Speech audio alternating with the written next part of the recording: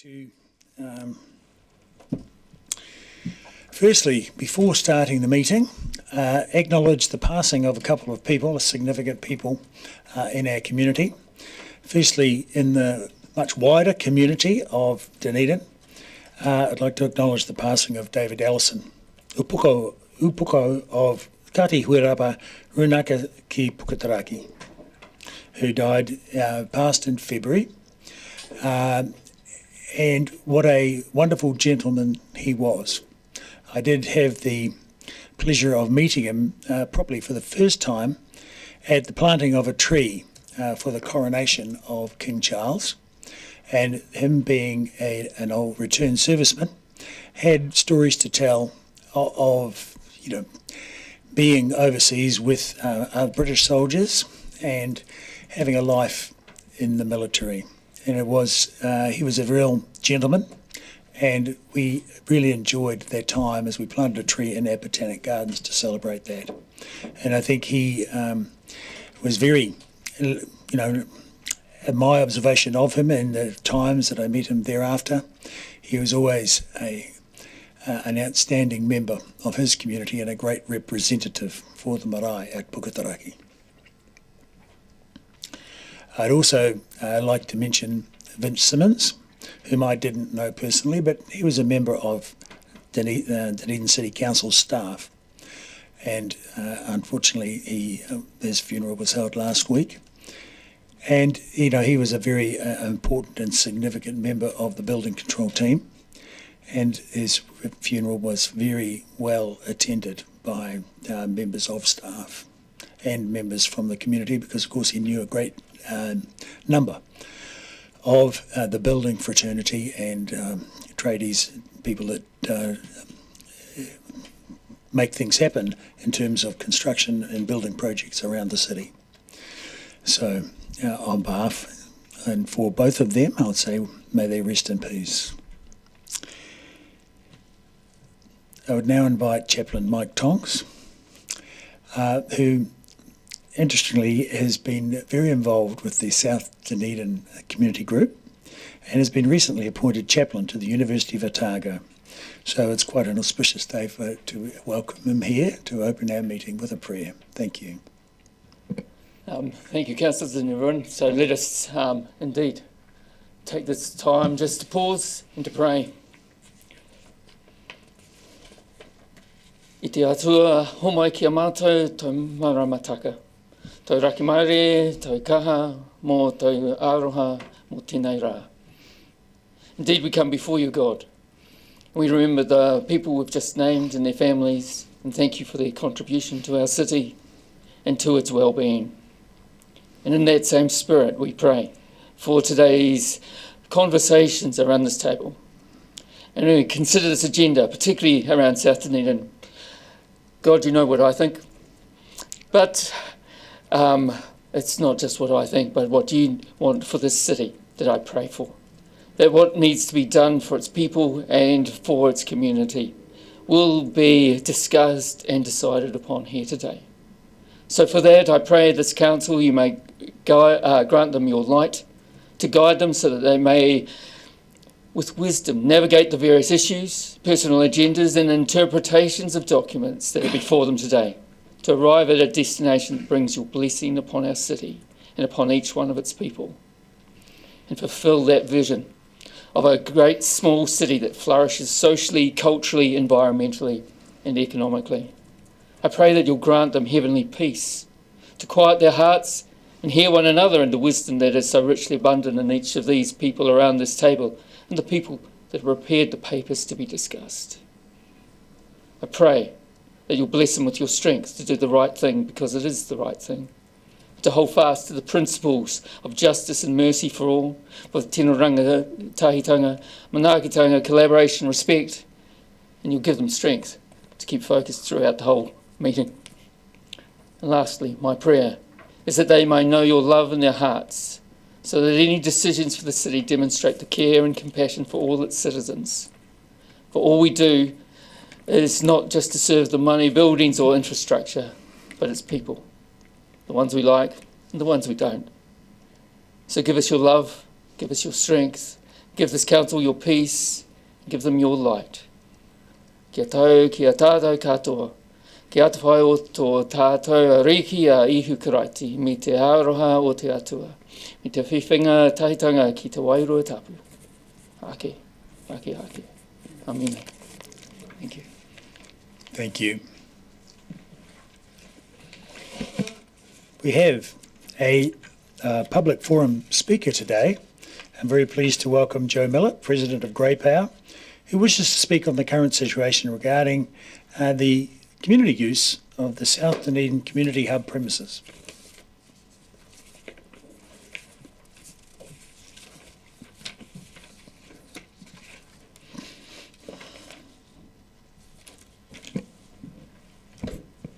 Good afternoon, Mayor and councillors. Thank you very much for the opportunity to talk to you. I've come in here because there is mounting concern in South Dunedin over the lack of information regarding the South Dunedin Library.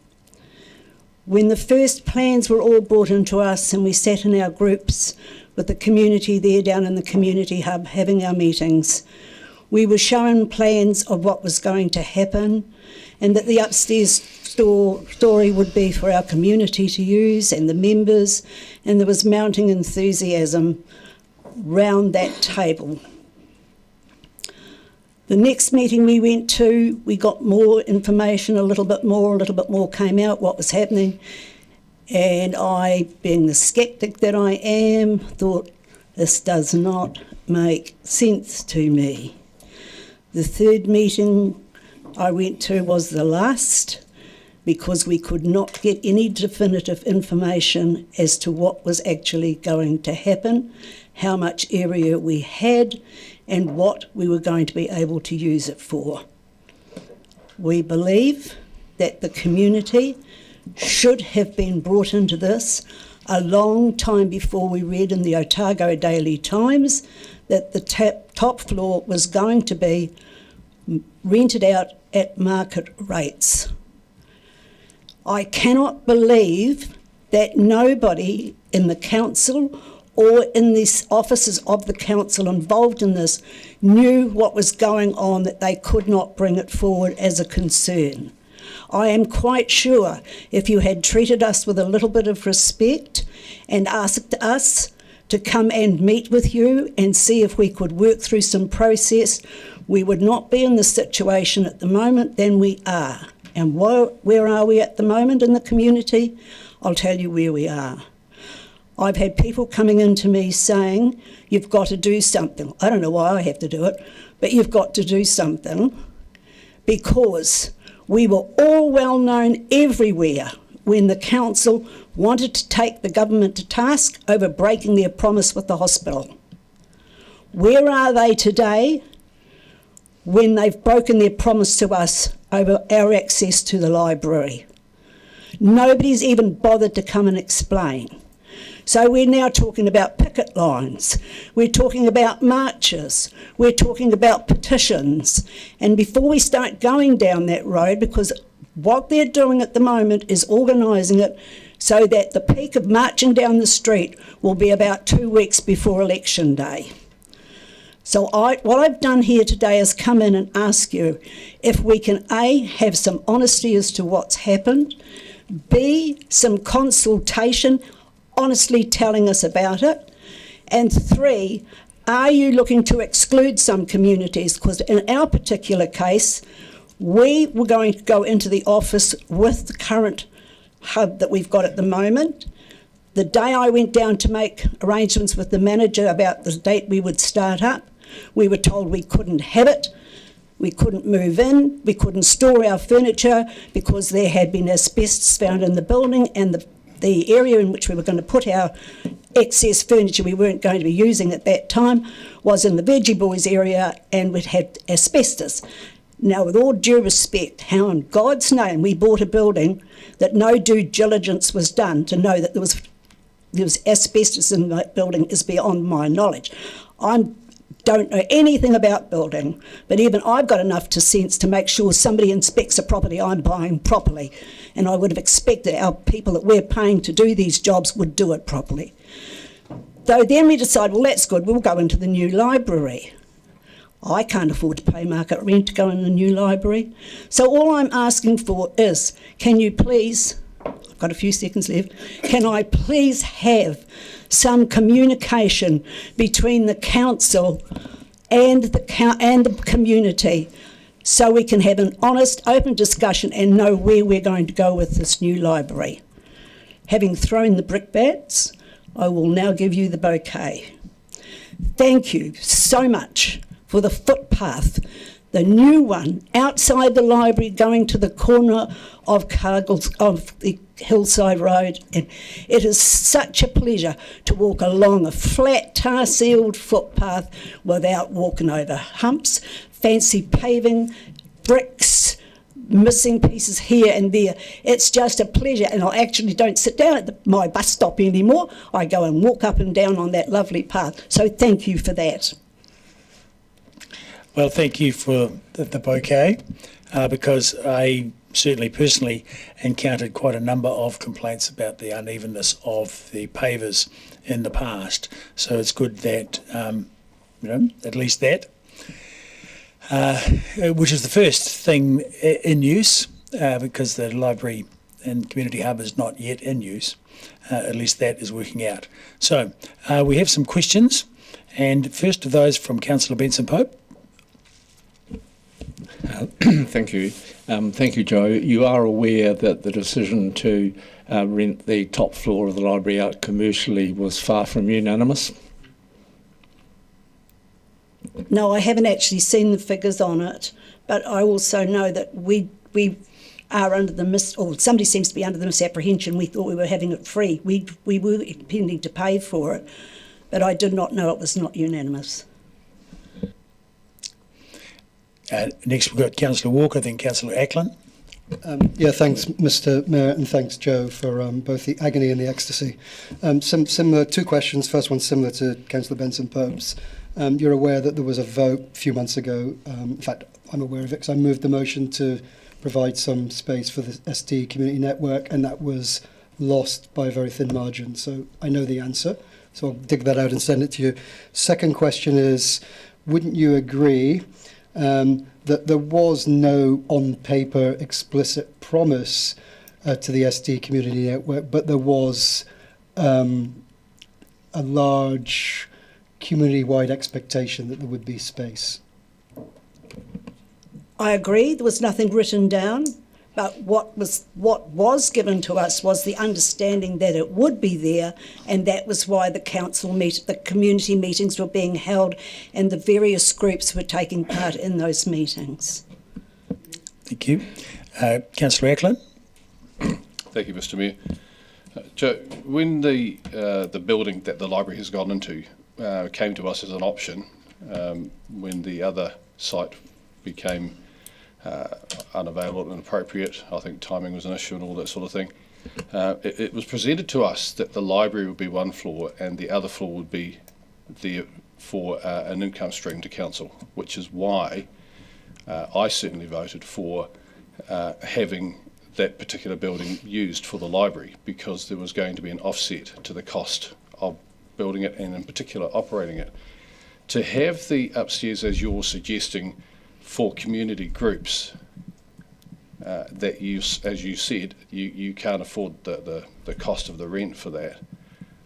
Are you happy for the cost of that, for you to have those, for community groups to have those spaces, brand new office spaces, to be a cost to the ratepayer? We built the building, we paid for the rates paid for the building, so it is our building anyway, but that's not what we were expecting. What I'm trying to say to you is that when the first plans came out, there was never ever on any of those plans that were presented to us at our community meetings a space for market rental offices. This came out of the blue as far as the community is concerned, and it was never ever in the original plans that we were shown around that table at those meetings. So I'm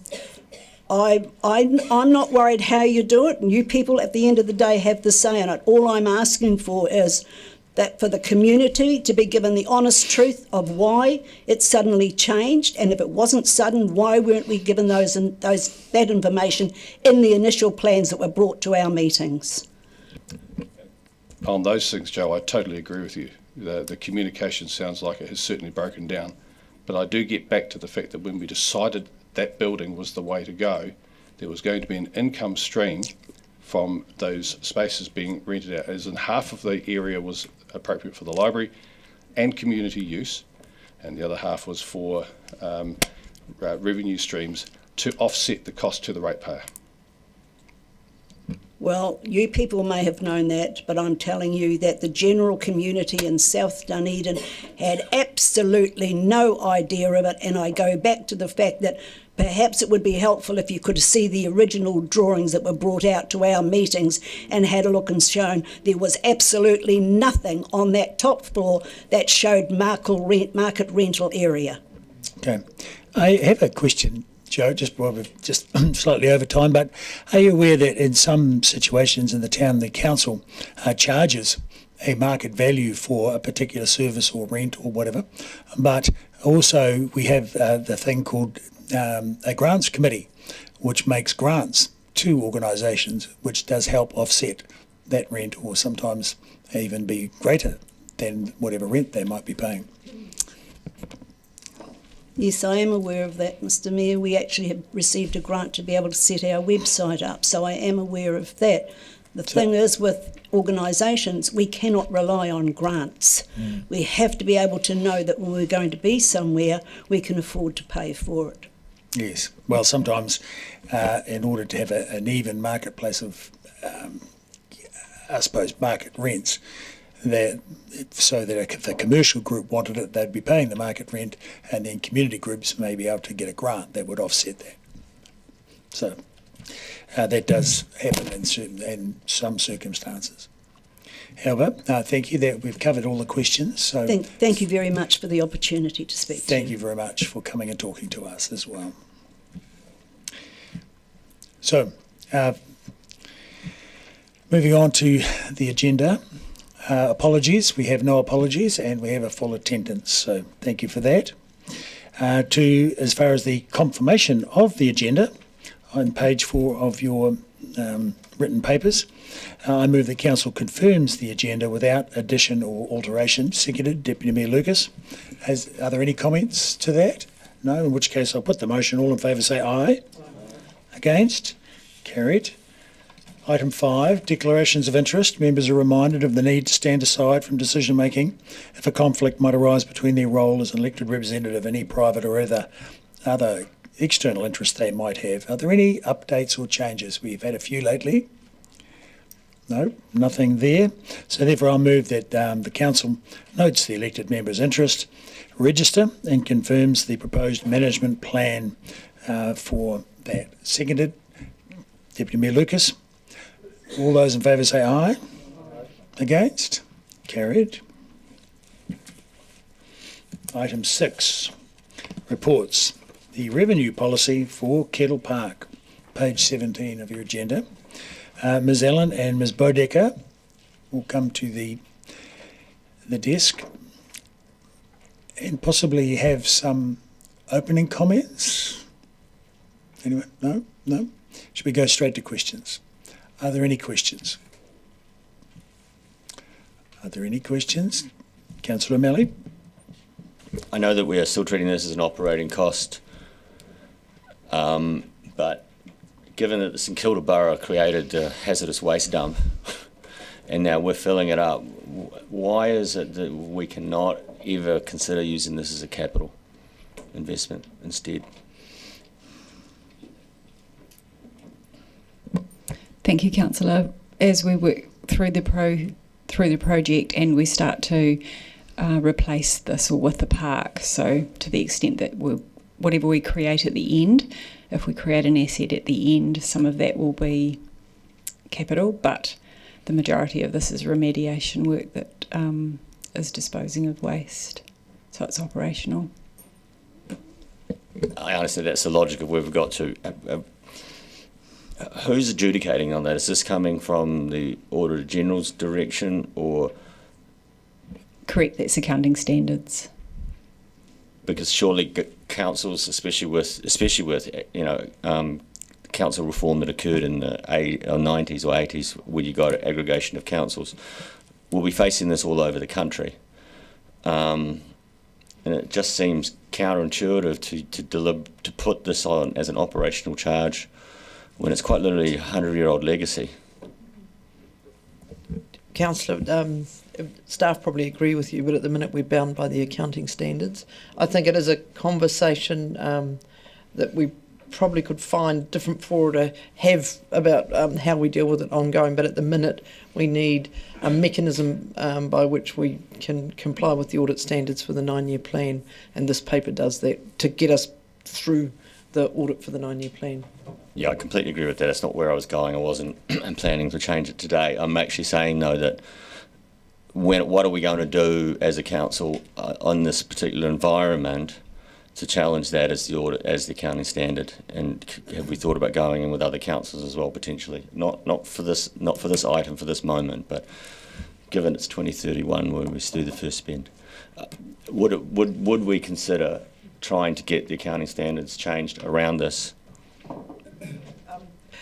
I can think of a mechanism whereby we might be able to do that, which I'll check with the team first and then update councillors once we've had that discussion. Thank you. I completely agree. It doesn't address today's issue. And just as an aside, an adjunct to that question, have we asked one of our near neighbours who's having a similar process, or thinking about it, how they are treating it, whether it's OPEX or CAPEX? I haven't, have staff. Not that I'm aware of. Okay. Oh well. But the accounting standards are the accounting standards, so we would assume that they are following them. Well, it's probably there's lots of laws that get interpreted and reinterpreted in the courts, so who knows. Anyway, we have a range of questions. So Councillor Walker, followed by Councillor Vandervis, then Councillor Ackland. Councillor Walker. Yeah, thank you. It touches on the previous question, I guess, and I think the answer is obvious. But in terms of this paper being a requirement to adhere to the revenue and financing policy, etc., doesn't negate the fact, in the context of the fact that this is going on around the country, that in 3 years' time, 5 years' time, 7 years' time, there might not be large government subsidies to remediate situations like this across the motto. Yes, and this paper reflects our funding assumption in the 9-year plan. Okay. Councillor Vandervis. Just to clarify the recommendation, it says approves the inclusion of the Kettle Park activity in the revenue and finance policy as shown in attachment A to be used in preparation of the 9-year plan. Does that mean that if we vote for this recommendation to approve, we are also approving the $37.8 million budget that's listed, and we are also approving that we don't actually spend any of it for the next 5 years and we only start spending it from 2030 to 2034? Is all of that implicit in our approval of this recommendation?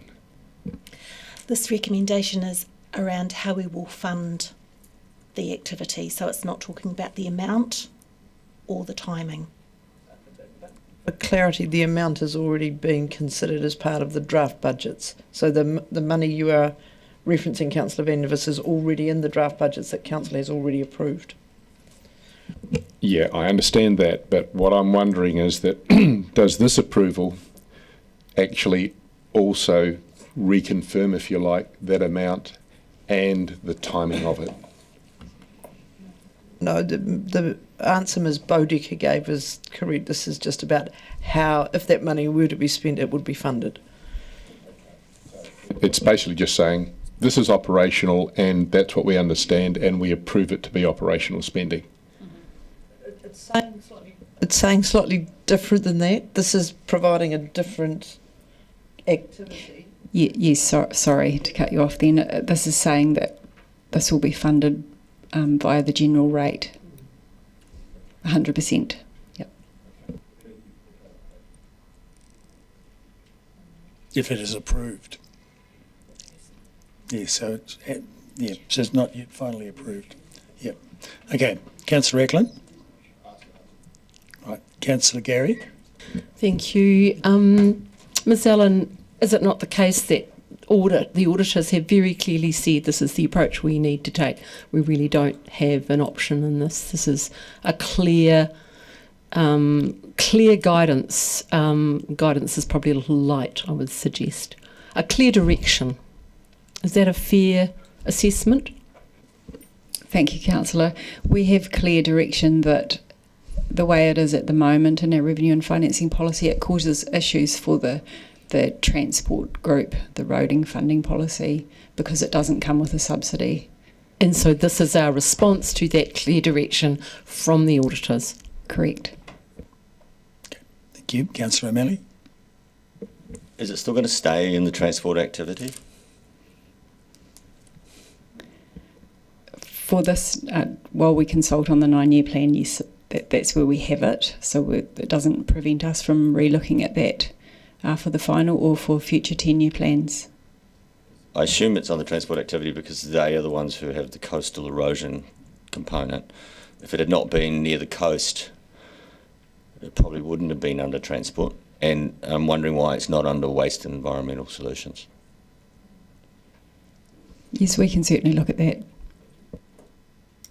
Thank you. Are there any further questions? I see none. Thank you.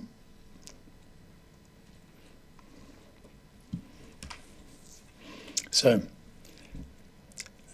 with the Chief of Infrastructure and Transport care to move it, yes, do you have a seconder? Yeah. Seconded. Councillor Gilbert, would you like to speak to it, sir? Just briefly, this obviously is just really, we're just going to have to take this and do it this way because we're getting clear direction, that's how you'll do it.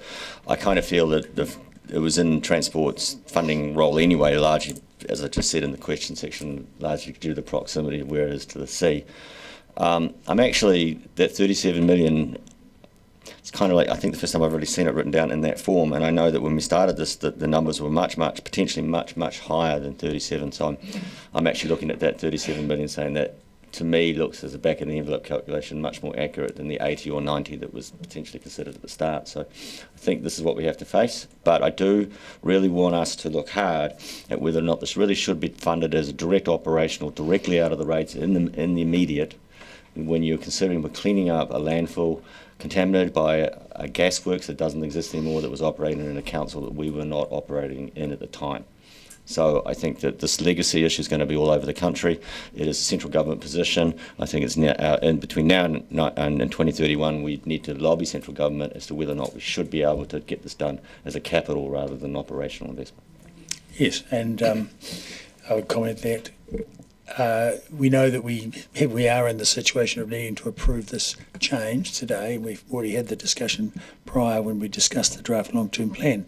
However, when I see those numbers, I think, gosh, they could be shrunk a bit yet, which would help with the rate situation further out in the long-term plan, because I think could be stretched over a longer period of time.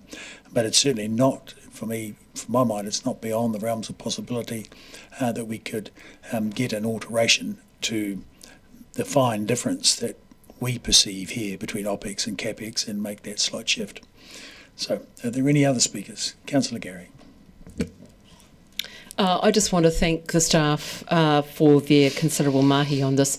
There's many things the auditor, the approach to the auditor that I find puzzling, but that's, I think, how it rolls. And we've been given clear direction. We're accommodating that, taking this approach. We just need to get on with it. Councillor Weatherall. Thank you, Mr Mayor.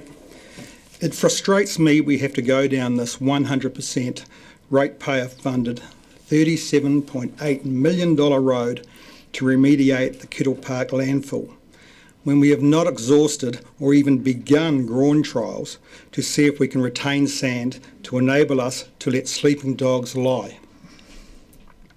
I also believe $5 million continual spends on temporary stopgap measures of basically putting sand in socks is not sustainable. Thankfully, 2030 is a few years off, which may enable the Regional Council to work with us, opposed to against, in regards to cheap groin trials. Who knows? We may be able to save the ratepayer $37.8 million. Thank you. Thank you. Right of reply? whatever we do in the future in terms of protection of the foreshore and other such things, the landfill is still sitting there. And at some point or another will probably have to be remediated regardless. But that is also not the point of today's item, which is specifically around how we fund it. And I think that we're all in agreement that currently by the rules where we are, the current situation we are, that this, as recommended, is where we'll have to move forward. Okay, so I'll put the motion. All those in favour, say aye. Aye. Against? Carried.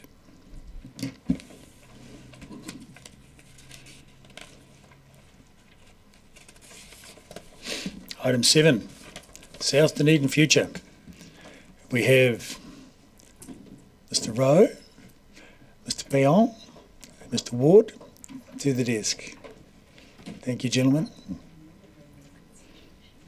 And we have an opening comment. That's a yes. We have 3 opening comments.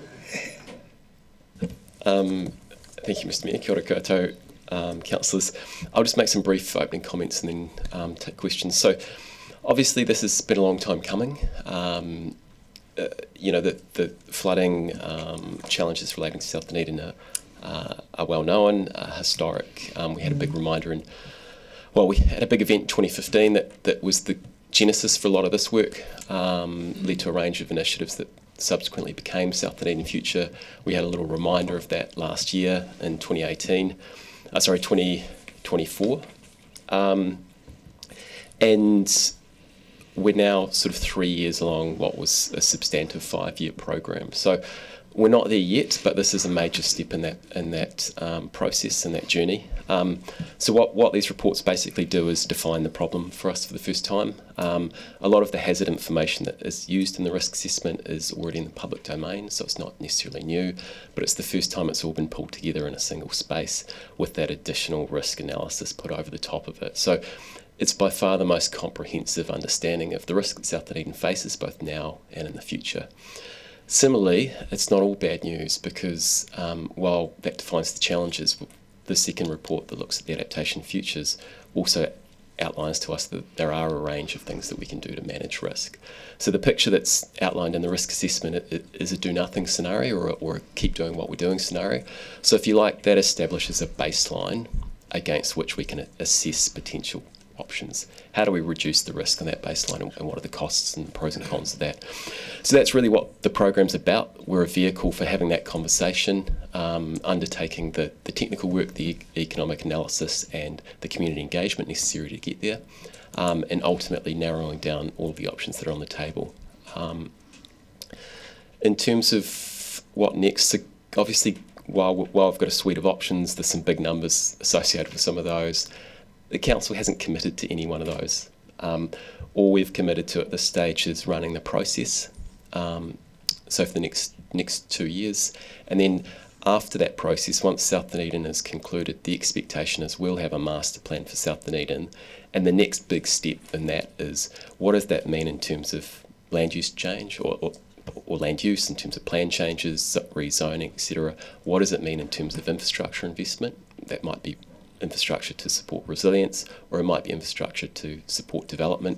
And the third piece there is around what does all of this mean in terms of sort of urban regeneration and reshaping the urban form and that opportunity, I guess, that might come with change.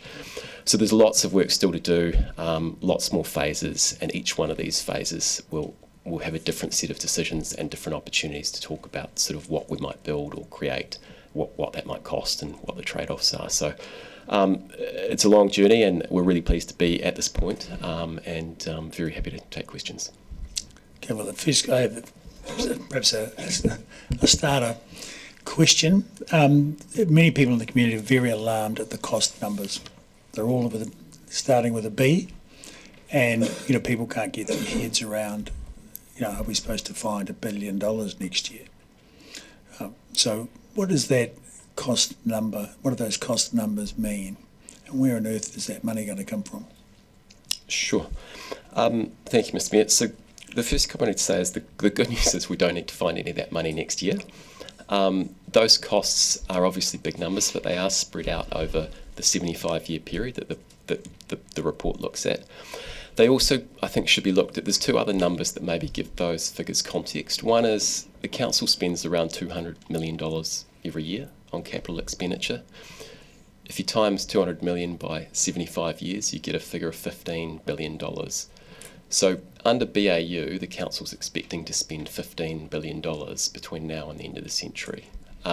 So then if you look at the various options that are put on the table for South Dunedin in the context of that, you're talking about spending somewhere between 10% up to sort of 40% of that figure on implementing those options, which are a substantive change to the urban form, to the infrastructure, to the city in general. So while that's a very big figure and a large proportion, and we should have a discussion about is that affordable or not, or is that the right thing to spend the money on, hopefully that gives a little bit of context. The other thing, the third point to make about the figures is they're not necessarily all costs that would fall to ratepayers. Some of them may be picked up by the taxpayer in the form of central government contributions. Some of them might also fall to individual asset owners, be spread across insurance, banking, or even covered, for example, by developers that might be playing a role in that urban regeneration that I spoke about earlier, and that some of the cost involved in that change might then be passed on to, say, purchases of whatever was produced by the developer. So it's a good example of there's lots more work to do to kind of answer that type of question in that level of detail. And so really you're saying that the $29 million that we've voted to include in the draft long-term plan for very rapid short-term mitigation pipes and extra pipes and pumps for South Dunedin is the appropriate order of magnitude that you're thinking of in terms of mitigations in South Dunedin. Sorry, could you repeat that? So we've made a decision already to include 29 million for pipes and pumps for South Dunedin in the long-term plan. Mm-hmm. So consultation, the draft long-term plan. So that's the kind of order of magnitude of expenditure that you're thinking of when you're talking about a 75-year time frame. I think the point probably to say no, that in the context of this report, that type of expenditure is a BAU investment. So that would be consistent with renewals, asset management, and general investment in keeping the system up to a level of service that we want now. It's not the step change in investment that is required essentially to address the risks that are identified in this report. And I think that funding, while it's very welcome, and I think it's a really good example of the council tackling this challenge in the short, medium and long term, what this report is saying, to really get on top of this, you need to be doing that year on year. And I understand that even that 29 million that is earmarked for short-term investment is potentially allocated over several financial years. So it's just, absolutely, it's a positive contribution. It'll help. It won't solve the problem. And if I could add, please, Mr. Mayor, as we previously debated, that represents a continuum from short to medium to long-term investment, and noting that the dilemma with the short-term investment was always with those potential futures that may result in land use reconfiguration and change. How long does the asset endure for? It may be half its design life, for example. So that was always the dilemma that was presented. But in terms of, as Mr. Rowe says, it's a welcome investment should that be ratified through consultation. Very good. Councillor Fiso. Tēnā koe, Mr. Mayor, tēnā koutou, gentlemen. I've got three questions. The first two are related. Aroha mai, I have not concentrated fully on this over the years that this has been developed. So I'm just curious as to why we have limited, or I don't know who did it, but why has it been limited to 75 years and not 150? And in the Okaha assessment for the mana whenua risk assessment, were they given the time frame of 75 years or an undefined timeline in terms of long-term strategic thinking? Thanks for the question. I guess the 75 years is a balance of considerations. It's about the economic life of a building. So 75, 80 years is the anticipated life of that. Similar, it's a relevant figure for a lot of critical infrastructure that you would build. It's also a nice clean number in terms of it's the end of the century, and it's quite easy from a communications perspective when you're interacting with the community. We could do longer, but again, there's a sort of balance around the further you go out, the more uncertainty there is in terms of your climate change projections, the more uncertainty there is in terms of your costs and various other things. So it's a balance of things. In terms of the mana whenua question, no, there weren't any specific constraints. And obviously aware that mana whenua processes typically think longer term than that. Subsequent stages of the program, and that's addressed in some of the reports, will actually push out beyond the end of the century. It'll also provide more detail in terms of what might happen between now and then in 25-year increments. But that's sort of where we ended up with the starting point. And finally, my final question is referring to the next steps, points 48 to 50 and page 32. So you say councils have not at this time committed to supporting any particular course of action, blah, blah, blah. And then with your email message this morning in terms of engagement with the community is the recommended option. I'm just aware as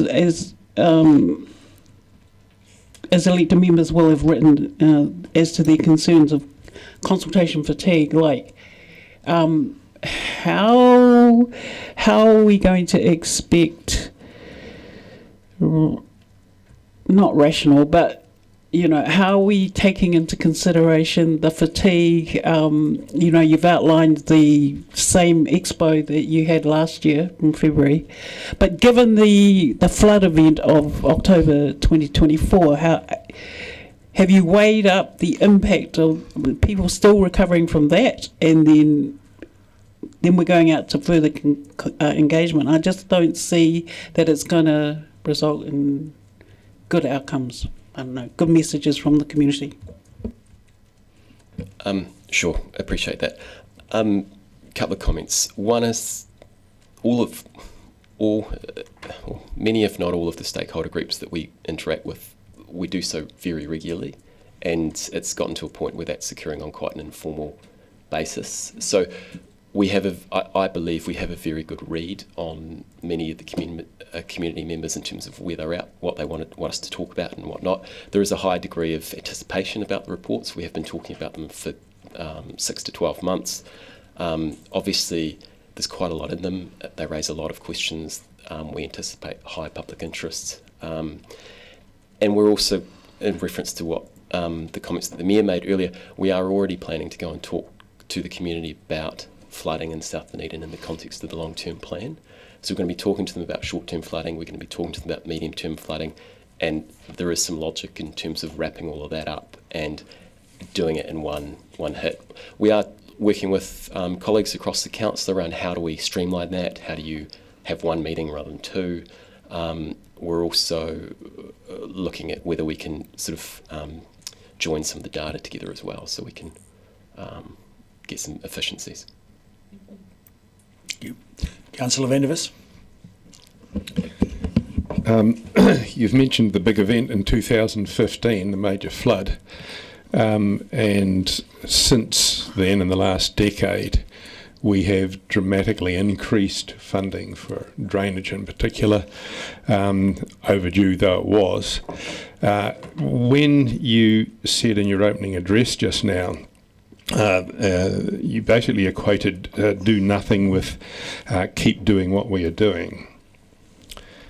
Do nothing is an untrue, emotive political statement, whereas keep doing what we were doing is a factual, provable statement. Why have you equated the two? I just think... what I really want to know is why does the term do nothing even appear here, since that it hasn't been the case for at least a decade? I think it's a pretty common phrase in terms of the day-to-day discourse on this, but just to clarify, so do nothing extra. in terms of we can do business as usual, we can keep doing what we're doing, investing what we invest in the infrastructure, but what the reports have highlighted, and refers to my earlier comment to Mr Mayor, what this is signalling is that it's not just doing the same as what we've done in the last 10 years. It's about a significant step change in investment in infrastructure or land use change or some combination of those to get on top of the risks that have been identified. You've now attempted to clarify by saying do nothing extra, but that also is an untrue emotive political statement, because we have been doing extra and we've been doing it on an ongoing basis now for probably 10 years. Excuse me. So I'm concerned Councillor, that... sorry, just one thing, one point of clarification. When I look at the adaptation features on the dashboard, the topic that you're referring to is called status quo, as opposed to do nothing. It's called status quo, which means business as it has been going on. So I think I think it's unfair to be trying to characterise it as do nothing, because status quo, as you have rightly pointed out, there is stuff happening. I'm very happy with the term status quo. What I wasn't happy with was the phrase do nothing that has come into the papers and been presented this morning as being equivalent. It, in my view, misleads in that it gives the false impression that we have been doing very little and not adding considerably to our drainage spend for many years now. Look, the option one is called status quo, and I think we should just refer to it as that. I'm happy with that, Mr Mayor. It's very clear. My next question was that, Mr Rowe, you mentioned that the extra 29 million that we've added on to the extras that we were already doing won't cure the problem. Can you be specific about what you see as the problem? Certainly. The problem is articulated in the risk assessment, which essentially illustrates that through a combination of hazards, notably sea level rise, rising groundwater and coastal inundation and extreme weather events, extreme rainfall, we're going to be dealing with more and more water in South Dunedin, which is, as we know, is already a low-lying former coastal wetland, very close to sea level. So the problem that's articulated in the reports is that later this century, mid-century, that some of those hazards reach a critical threshold where they present as medium or high, or in some cases very high risk to critical infrastructure, buildings, communities, to the point where some of them fail and can no longer deliver sort of core services. So that's the problem as articulated here, and absolutely spending $29 million on pumps and pipes in the next 2 or 3 years will help, no doubt, but it will not solve that problem. That problem, you've identified sea level rise in particular. Are you aware that the Port Chalmers tidal gauge has only registered... Point of order, please. 25(2)C. This is irrelevant. This paper is clearly about discussing the risk assessments. The paper couldn't be clearer. It's not a wider discussion around whether or not climate change is a reality or not. Well, I mean, you're leaping to that conclusion, but I think, look, the council was only talking about the tidal gauge. We do know that there is differences in the measurement at the tidal gauge, so I think at this point I will not uphold that point of order. You can carry on with your question, because I'm sure that Mr Rowe knows about the measurements for the change in sea level that we have. Yes, that's what I was trying to establish, really was the quantum of the sea level rise that's a problem. And my question was, are you aware that that quantum so far in any 1 year at the internationally recognised Port Chalmers tidal gauge is roughly the size of a match head? I'll make a couple of comments. One is, when you're doing this sort of work in general, it's best not to cherry pick a single data point to base your assumptions on. I haven't picked a cherry pick. I've picked every Hang on, single data Councillor, point that... Councillor, the name of the game is to be asking questions, and just as you got to ask your question, we'll get to hear the answer from Mr. Rowe. Can I point of order in this case? Because he's claiming something that I didn't... No. Point of order, Mr. Mayor. Point no. of order, Mr. Mayor. Look, I'm answering the first point of order first, and no, Councillor cannot call a point of order on a speaker. So, you know, he's here to answer questions, and you ask and answer. So, now... My point of order, Mr. Mayor, is 25.2. I think it's C. No, it's not. It's actually B, which is disrespect, and this is in relation to disrespecting our staff who are giving their expert opinion right now, and this is about a report, and we need to stick to the focus of the report, and we need to give respect to our staff as they present that. Well, I will uphold that point of order because, you know, for the aforementioned reasons, actually, because it's not appropriate to point of order a member of staff, and is attempting to ask a valid question with a valid answer. However, the councillor has withdrawn that question and finished, so we're done. Thank you.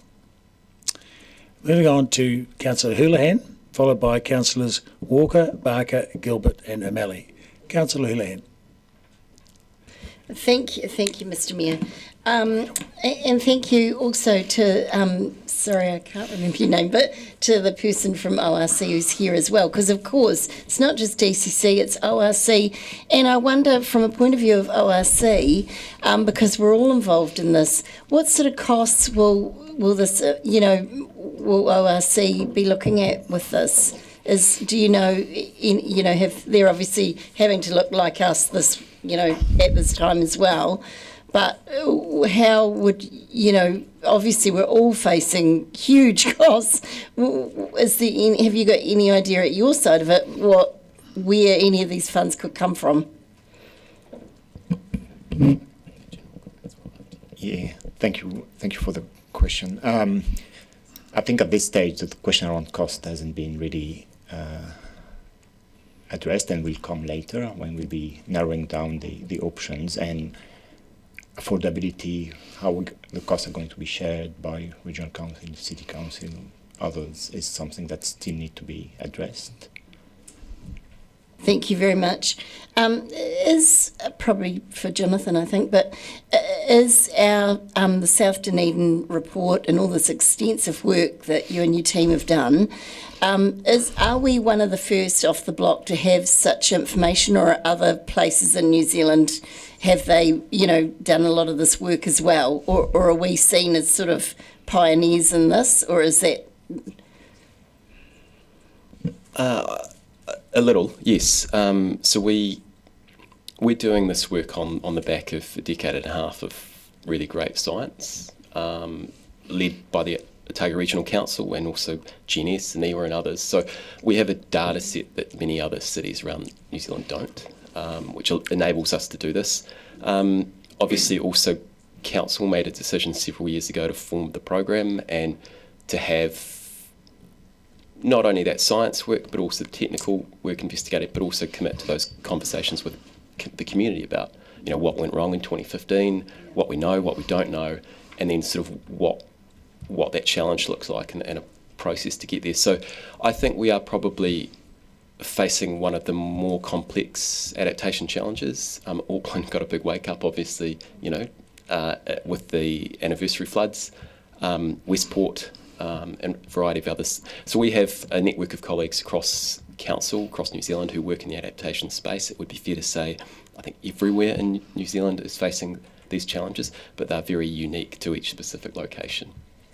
That's exactly, and that's why I asked that question, is I'm wondering, do you think, and you might not be able to answer this because I suppose it's asking whether we can say what the government's thinking and who can, but I'm wondering if our project if people are watching to see what happens with us, if we get funding to set a precedent for others, do you think that could be the case?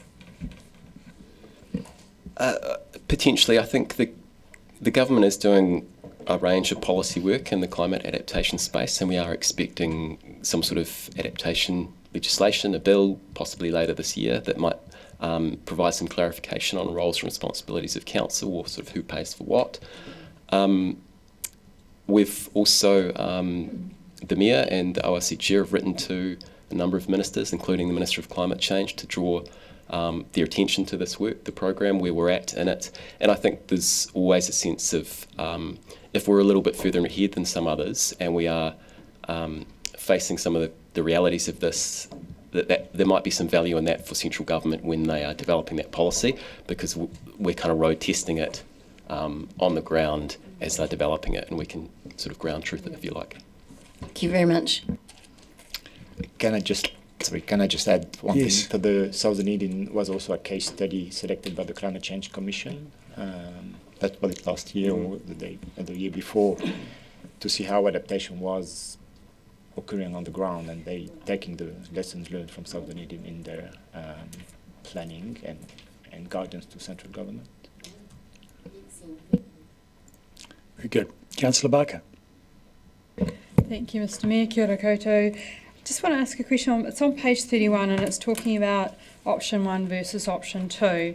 And on option 1 it has the disadvantages of basically going into consultation, that it requires proceeding with imperfect information, and then there's information gaps with risk, and then the advantage of undertaking further technical and economic analysis is that it could fill some information gaps and resolve outstanding technical issues or remaining uncertainties. So is that the information on page 5 of our reports, what the gaps are? I was trying to understand.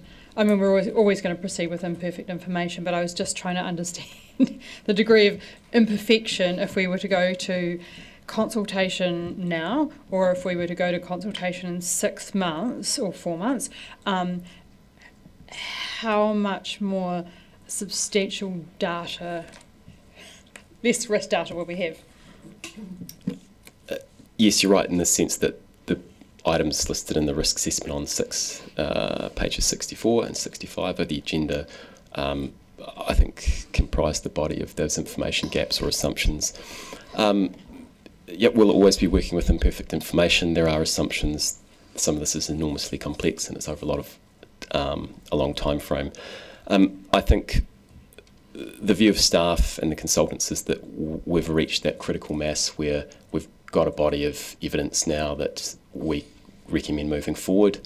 If at risk of putting a number on that, if that's 85% or 90%, if we could spend another 6 months and another several $100,000 getting to 92% or 98%, but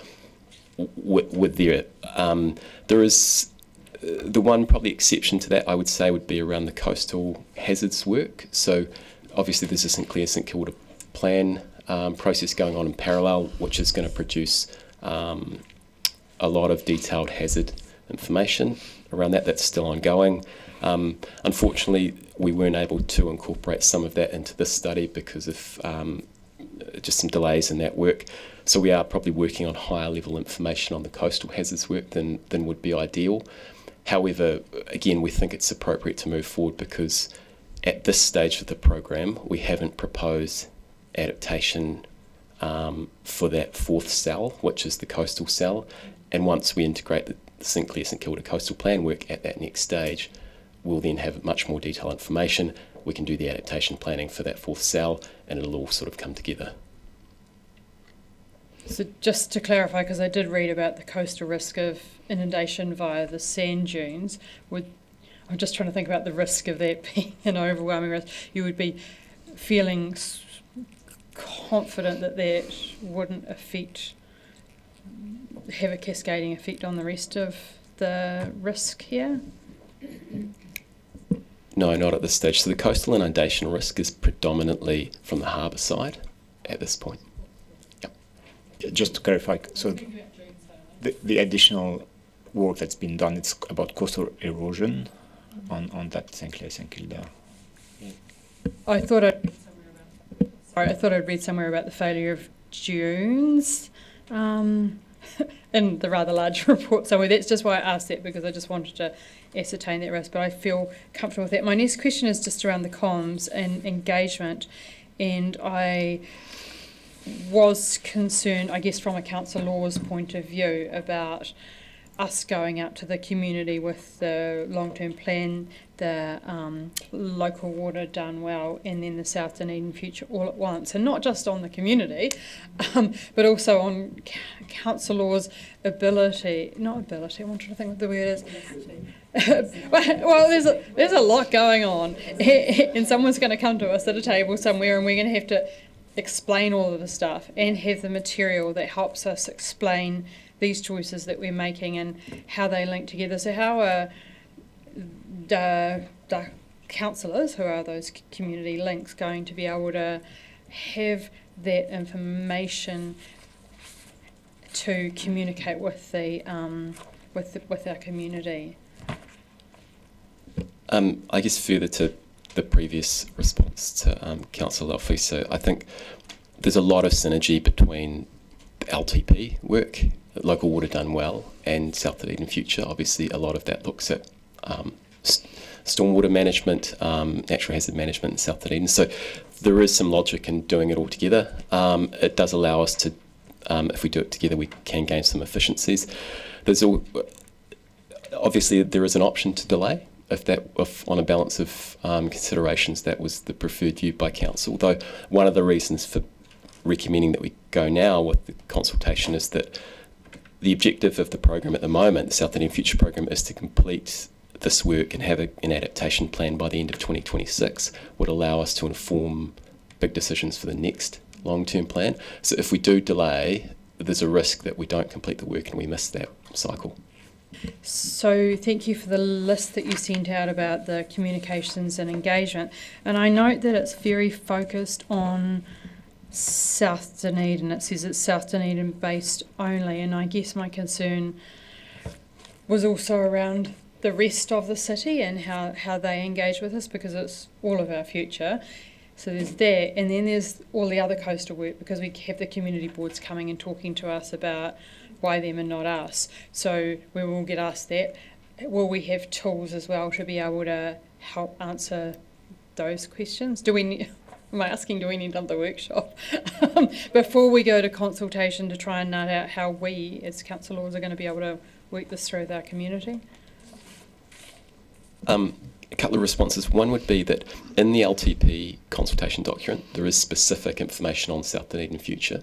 So the wider city will get a light touch SDF process. They're obviously very welcome to engage in all of the more focused consultation and comms and community engagement on South Dunedin. A lot of that will be available online, or they can attend public-facing events which will be based in South Dunedin but open to the entire community.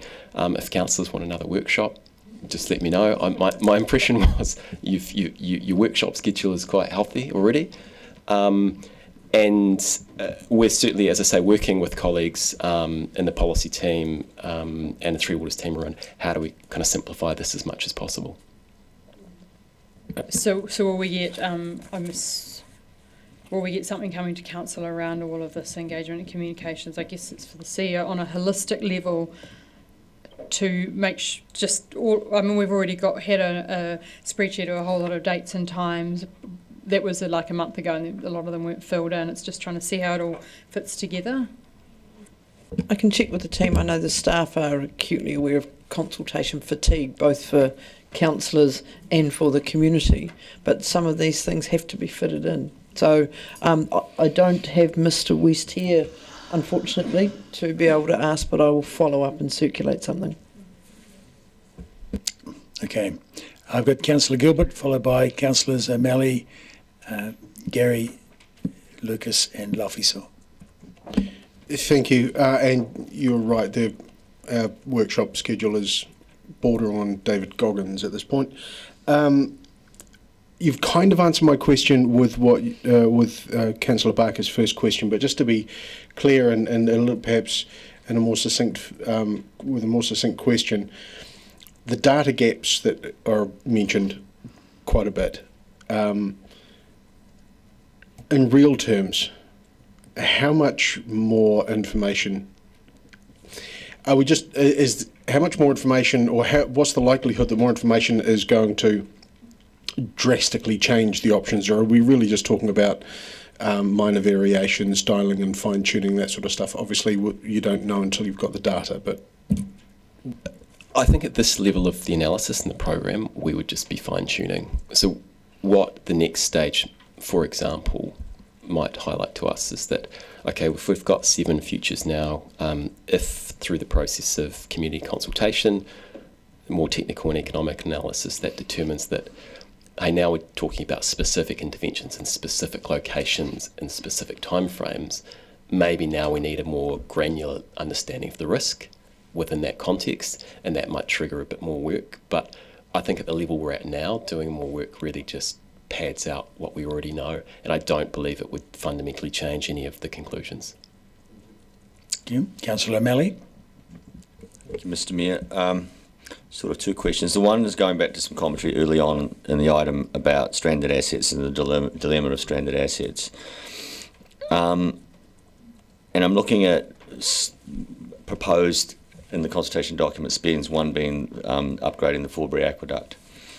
And my question is, on all these scenarios, wouldn't something like the Forbury Aqueduct probably be there in any case because it's dealing with water coming off the Sinclair Hills? So in other words, and before you answer, I don't want to answer the Forbury Aqueduct, I want to answer the question of, will there be components that are going to give us impact in the short term that will also still be in the ground and actually live out their full lifespan in the ground, no matter what scenario we went with, because in fact they are common to almost all the scenarios? Yes, absolutely. And all of the scenarios, even scenario 7, involve substantial infrastructure investment. Whether that's over the course of the coming decades or just to enable that entire package to hold together and you manage the water and the risk in a particular way. In the Adaptation Futures report, one of the pages breaks that down in some detail around there are some short-term no regrets things that we should be doing. There are a whole range of enabling actions that council should take irrespective of which long-term future we take, and some of that list was used to develop the 10 proposals and the 3 proposals that got forward and were approved for consultation. That's the 29 million. So absolutely, and there's a lot of, in many respects, the next steps over the next decade or 2 might be very, very similar, irrespective of which pathway we go down for that reason. Just to follow up from that, there's obviously a national conference on insurance going on at the moment because there's been the odd newspaper article, and the insurance, I don't know what the national body's called, has basically said of South Dunedin, if they don't get clear indication that the council will do something, that might didn't say it will, but it might change their attitude towards insurance in that area. So again, to the value of stranded assets that maybe do not live out their full life, are you comparing that against the cost and risk that would occur that if we did not address those issues in the immediate term, then there's going to be absolute other costs borne? Absolutely. So one of the costs that's factored into the numbers that are in the reports is the insurance withdrawal and the costs that might be associated with that. And it's been very interesting to see the commentary from the insurance sector. We've been working very hard to engage with both the New Zealand Insurance Council, who've been excellent, and a range of the big insurers, also with the New Zealand Banking Association and a range of big banks, because obviously finance and insurance plays a massive role in this. And I think it's fair to say from those interactions and from the comments they've made publicly, they're very interested in decisions that council might make in this regard, and it will have an impact on coverage and their policies. I think where this work is leading us is that up until now we've probably been guessing about what those industries might do in response to actions. Where we want to get to is having a very informed dialogue with those industries around, I would want to be coming to this table and saying, through those relationships and that understanding of their work and our work, I can provide an indication to councillors that certain investments might have technical benefits and a financial cost, but these are the implications for insurance as well, and these are likely implications for financing, and I think that would enable much more informed and better quality decisions. So that's one of the spaces we're trying to push into. I can just add the Insurance Council are actively interested in this, and they've reached out. Chris Farfoy from the Insurance Council of New Zealand has been in touch following this and has reached out looking for a meeting. So we will be having and we've met before. Jonathan and the team have worked really, really closely with the insurers and the banks, but we will be having a follow-up meeting now that these reports are in the public domain. The MP that gave us vape shops. Well, it's good to see they've got jobs after they leave Parliament. My next set of questions is around risk hierarchy. So the risks are listed here, but unlike landslide is obviously an issue if you're right under the hill, but generally in the flat area, landslide's not going to be an issue. And liquefaction is an issue, but you only get liquefaction when you've had an earthquake, and earthquake's not on the risks. And if you look at the 1970-something earthquake, have we looked at that? Because I know that there was damage done during that earthquake, but how important was liquefaction relative to the actual shaking? And I guess my question here is, well, tsunami's not there, and we know the tsunami risks from the old risks, and I think it's around the Esplanade area is where it would expect to break through if it did come from the coast. But we know that pluvial flooding is an immediate and absolute risk right now, and that sea level rise is contributing to groundwater, which is interacting with pluvial flooding. So that's an immediate activity that's here right now. Liquefaction will only occur if there's an earthquake, and landslides are only occurring on the periphery. So in other words, what I'm getting is, from my perspective, as I look at it from a relatively naive view, some of these risks are more transparent and more likely to be impactful. So you've got your risk and then your probability of occurrence. And so pluvial flooding, we all know that the probability of occurrence could be next week. Are we approaching this then with that risk hierarchy, saying that in fact it's not just the impact of the event, but also the probability of the event, and therefore that type of probability is the stuff we should start with first? Yes, the probability is factored into the report, and Jean-Luc, feel free to jump in at any point. So for example, in the pluvial flooding, the likelihood is addressed through using different return intervals of particular storms.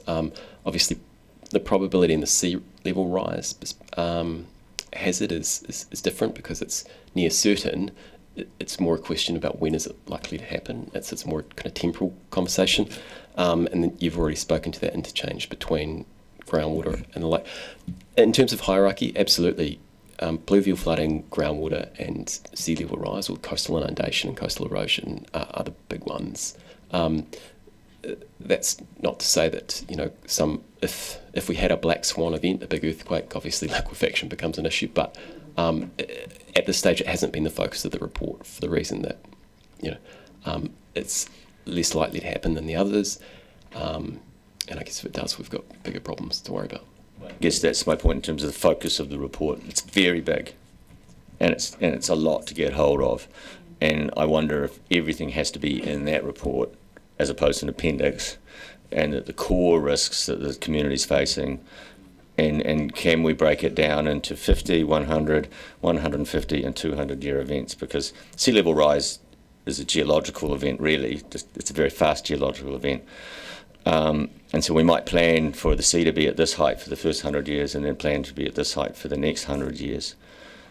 Are we going along that line as well, or are we trying to get a one fix all at the end and we don't want to go forward? My main concern is we're so worried about making the design correct that we may take forever to get started on it. Kia ora. Councillor O'Malley, they're all valid points, and I think that's the useful component of this discussion as we bring the work to you, that we can tease out how we make those next progressive steps, for sure. What we've laid out is, as you see, a comprehensive report, but as you pick through that and as you work through, how do we meaningfully address this? And, what is the one of the 7 futures or the combination thereof that we move forward with? That will be guided by the hierarchical risk assessments. What are the things we're dealing with here and now? And in part that will lead to, again, the suite of the family of short-term, medium-term and long-term measures that we bring forward. But your point is a valid one in terms of the pyramid of risks and issues that we face and how then we respond to them. Just if I can add also, the approach in South Dunedin was to be a multi-hazard approach. Noting you're right, the main focus is water-related and the interaction between the different water-related hazards, but the intention of having seismic-related hazards is to make sure everything is considered, and if we move into the adaptation planning, that liquefaction is taken into account in designing whatever infrastructure or mitigation measure. So that's part of one of the purpose of the risk assessment is really informing adaptation planning, and really to inform that we need to have that multi-hazard view and not only focusing on water, although that's the main component. Okay. Councillor Gary. Thank you, Mr. Chair. This question is for Dr. Payen and Mr. Rowe, and I wasn't going to ask it, but others have mentioned it in passing, and it's around insurance. How do we ensure that the way we, and I'm not talking about the way staff because I've noticed how careful you are, we and the insurers too to some degree, speak about insurance in South Dunedin, given they're really talking about future, and particularly for those people in South Dunedin who are currently negotiating house sales for perfectly other reasons. They might be shifting somewhere for work or whatever. Any talk of insurance companies and what they may or may not do in the future can be extremely challenging, damaging to those kinds of situations. How do we request or probably not demand, but it is so important because these words do matter. I can make a couple of comments. One would be, I think it's best to get the insurers speaking for themselves, which is one of the reasons why we've done the outreach that we have, and it was great to have two or three of the insurers make public comment about that. I think generally that was positive and reassuring for people and a commitment to New Zealand. Much better to have them making that comment than there be speculation about what they may or may not think or may not do. Also, second point, in regard to what the CEO mentioned before, we need to be talking to these people. We need to be talking to the insurers, talking to the banks, understanding what they think, what their drivers are, what their kind of risks tolerance is, because that should be informing what we do. And lastly, ultimately, it's while we can influence it, and we want to do that through various investments or decisions around resilience, these are commercial decisions, so we don't have control over them. I understand that, and I know you're really careful around how you speak about it. And my second question is around the community's initial response, which from every indication that I've had, it's been very positive because you have those relationships with the grassroots community in South Dunedin already. They've been very positive about their initial reaction. That's what I've heard. What have you heard? Have you had any initial reactions from the community at this affects? Yeah, several initial reactions, and it would be fair to say a spectrum. I've had a number of messages, people very much welcoming the work, others saying the work's quite unwelcome. I had a 45-minute conversation with a stakeholder yesterday who really wanted us to take a different approach and go down a different pathway. And that's part of this process, right? This program is the vehicle for those conversations. And we do have a full spectrum in front of us, and all of those views are valid, and what we're trying to do over the next 2 or 3 months is collect those, give people a platform and a voice, hoover all that up, and then analyse it and come back to this group of councillors and sort of tell you what that community sentiment is, what's the kind of general direction of travel, what do people think about these options, why do they think it, where do they sit on that spectrum, what level of change are they up for, what rate of change, what are the things affordable or not. So these are all of the things that we want to explore with the community over the next couple of months and the next 2 years. And no doubt cognizant of the people still going through the process with their insurance company's natural hazard. Do we have any concept of how many of those people in South Dunedin are still going through that process as a result of October 2024? No, we don't have a number, but we are working on that. Some of that involves collecting stats or from Insurance Council around claims data. But we also know that we've had a number of just face-to-face interactions with people who were flooded, who didn't approach council, won't be on an official record, and may or may not have approached their insurer because they may or may not want to have a claims history for flooding on their property, for example. So it would be very difficult to get a total number, I think. If the chair would indulge me, just one more. Just wonder how we've got on with any kind of mechanism to assess, which is relevant to this, mechanism to assess the cost of the October event or events going forward as they happened. Have we found a mechanism within our organisation to do that, to flag those costs across the organisation? No. Okay.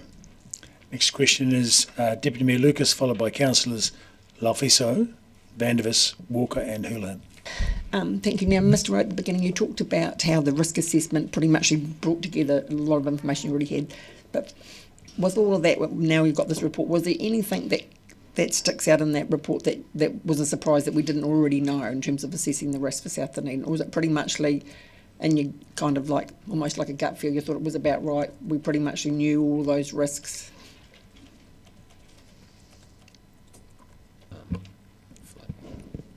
Yeah. So the hazard information that's been used in the report was available. What is my view on that is what is new is really that finer scale understanding. So we had that good understanding of hazard at the South Dunedin scale, but to be able to inform the future decisions around adaptation, we needed to do something at a more refined scale, and that's what this new report is telling us, is really that fine scale, localized understanding. Also, just one comment. One thing that was different from what we're expecting was the results of the flood modelling initially. So this is what we got in September, where we looked at it and said it just doesn't look right, and it doesn't align with our current understanding. So that was when we went back to the Three Waters team. They accelerated the new flood model. It has produced results that I think align with the logic that we thought we would see, a gradual progression and increase in that pluvial flood risk. And that would have been probably the only one that was a major difference.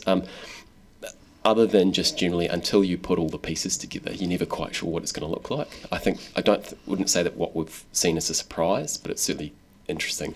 One piece of data that was a surprise and very interesting, we did as part of that that delay in September, one was doing the flood model, and the other element of that was collecting some floor level data.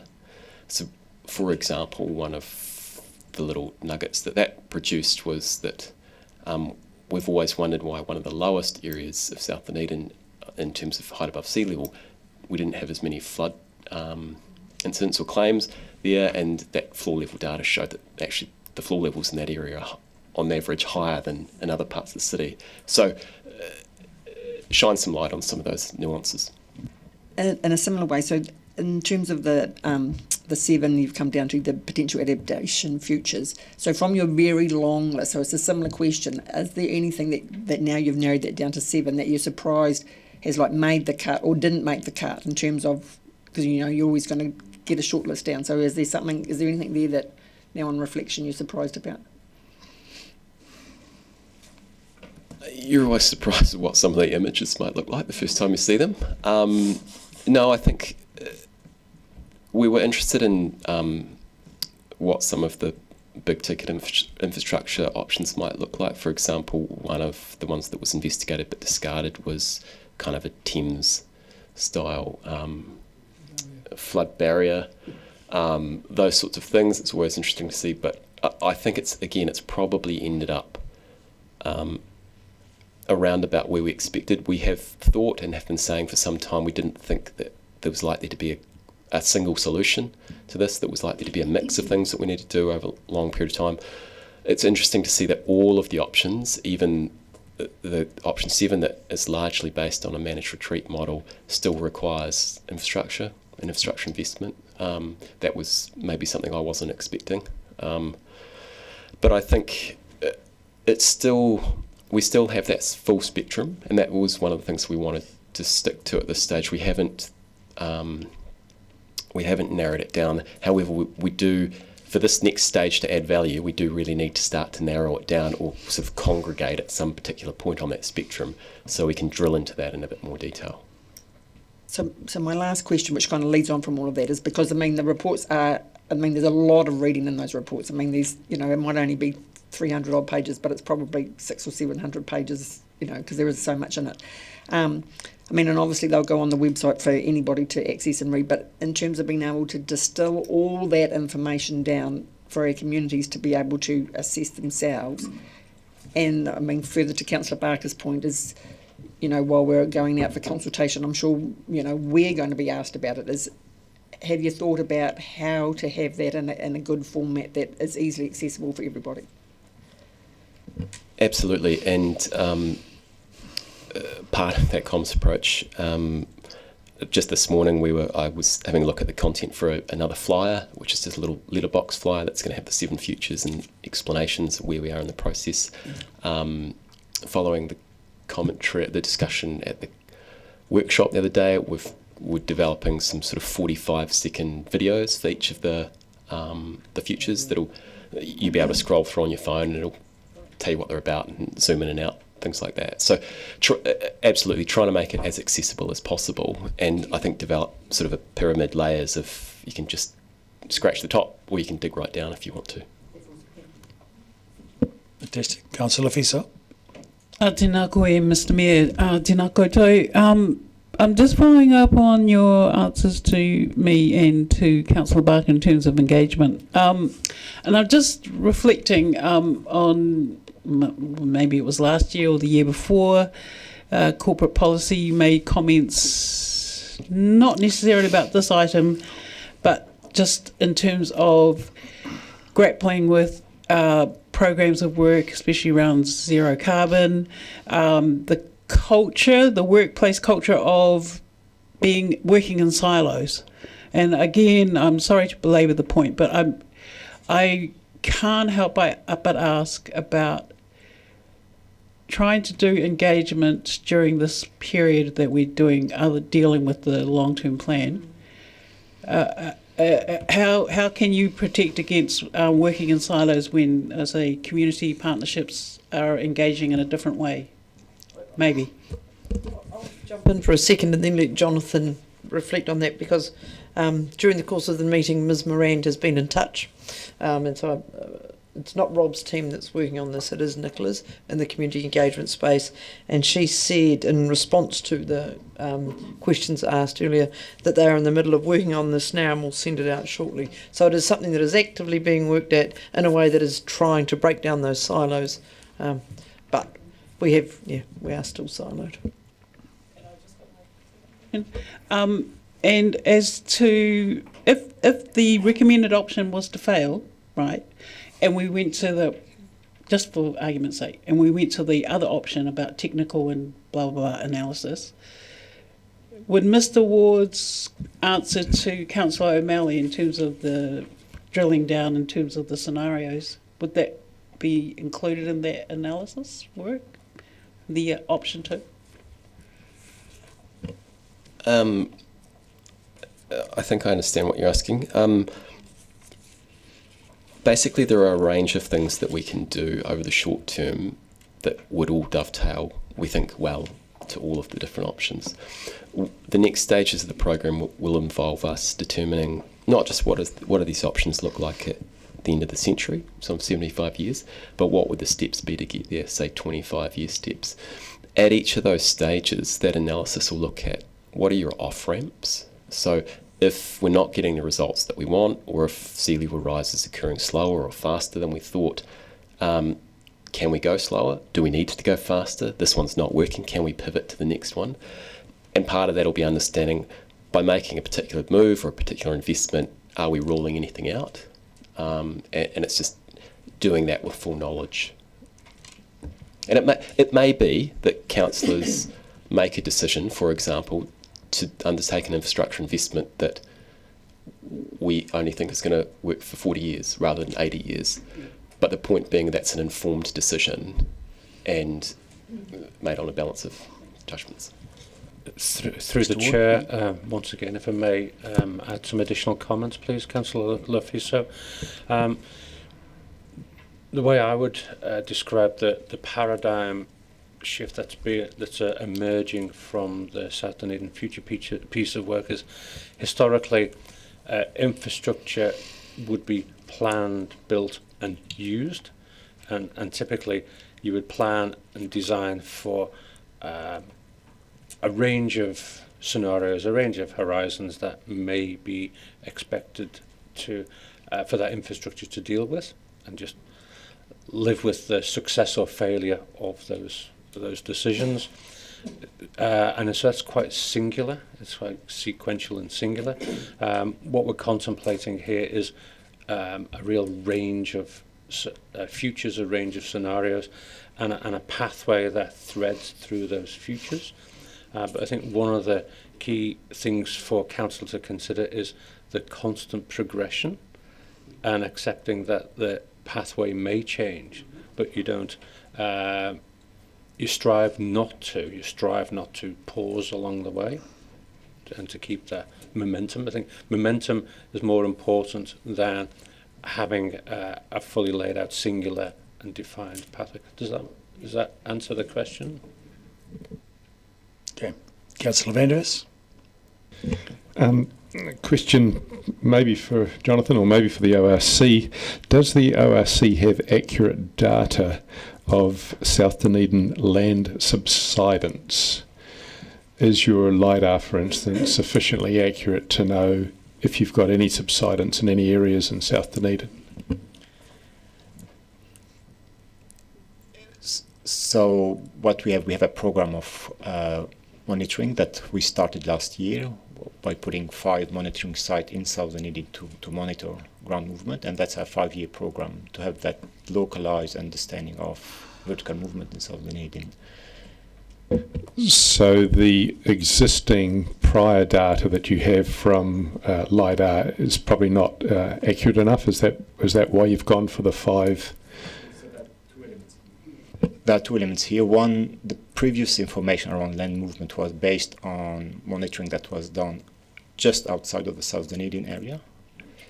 And it's also through the New Zealand Sea Rise Program, which is a national program of understanding sea level rise and ground movement based on satellite imagery. But both have limitation, and the intention of that new program is to really have on-site specific South Dunedin information to confirm those observations that have been made with the other methodologies. So in order to establish whether there is significant subsidence in South Dunedin, will we get an indication, we don't have that now, but will we get an indication in the next year or two, or will it be 5 years before we really see what's happening regarding subsidence only? We will do analysis every year of what those monitoring sites are giving us, but my understanding is we need that 5 years period to have a substantial data set to be able to have a solid conclusion. And lastly on that, what technology is actually being used for those 5 sites now? It's not LiDAR anymore, is it? No, it's I'm not expert at all here, but it's GNSS recording, so it's very precise technology that can record millimeter changes.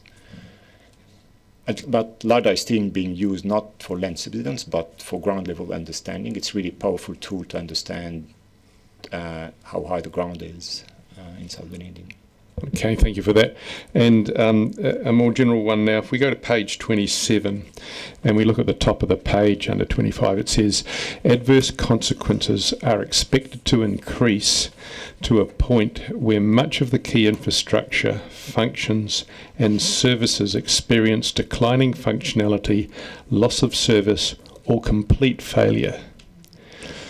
Is this expectation of increasing adverse consequences expected to be because of expected increasing climate change effects?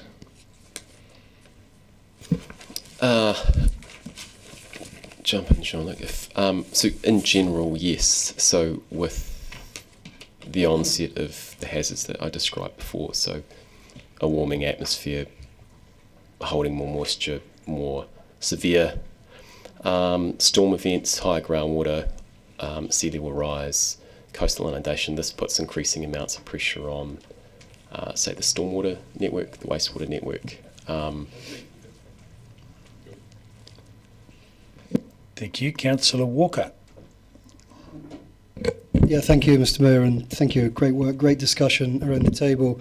And Mr. Rowe, just be aware as well, I'm glad about the flood barrier in London, because in today's money, that the cost of that is plus more than 5 billion New Zealand dollars, unbelievably.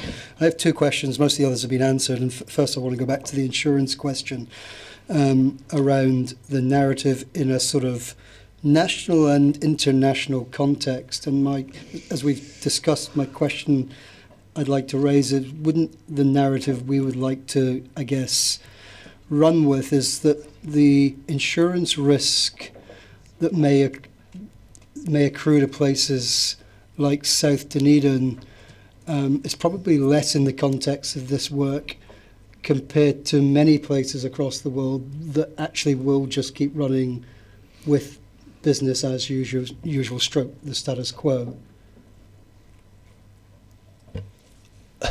I think what this work has shown is that South Dunedin is high risk now. It is, and the risks are going to increase. It's probably high risk relative to a lot of locations around New Zealand.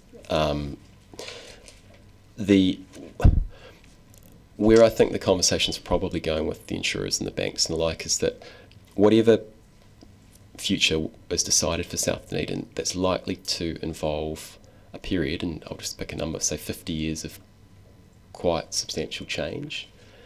And what I think we're really talking about is if we need to change to some sort of new urban form or to build the infrastructure we need to build, we really need some sort of steady state in order to go through that transition. You know, certainty around insurance, certainty around finance, and a kind of confidence in the market, if you like.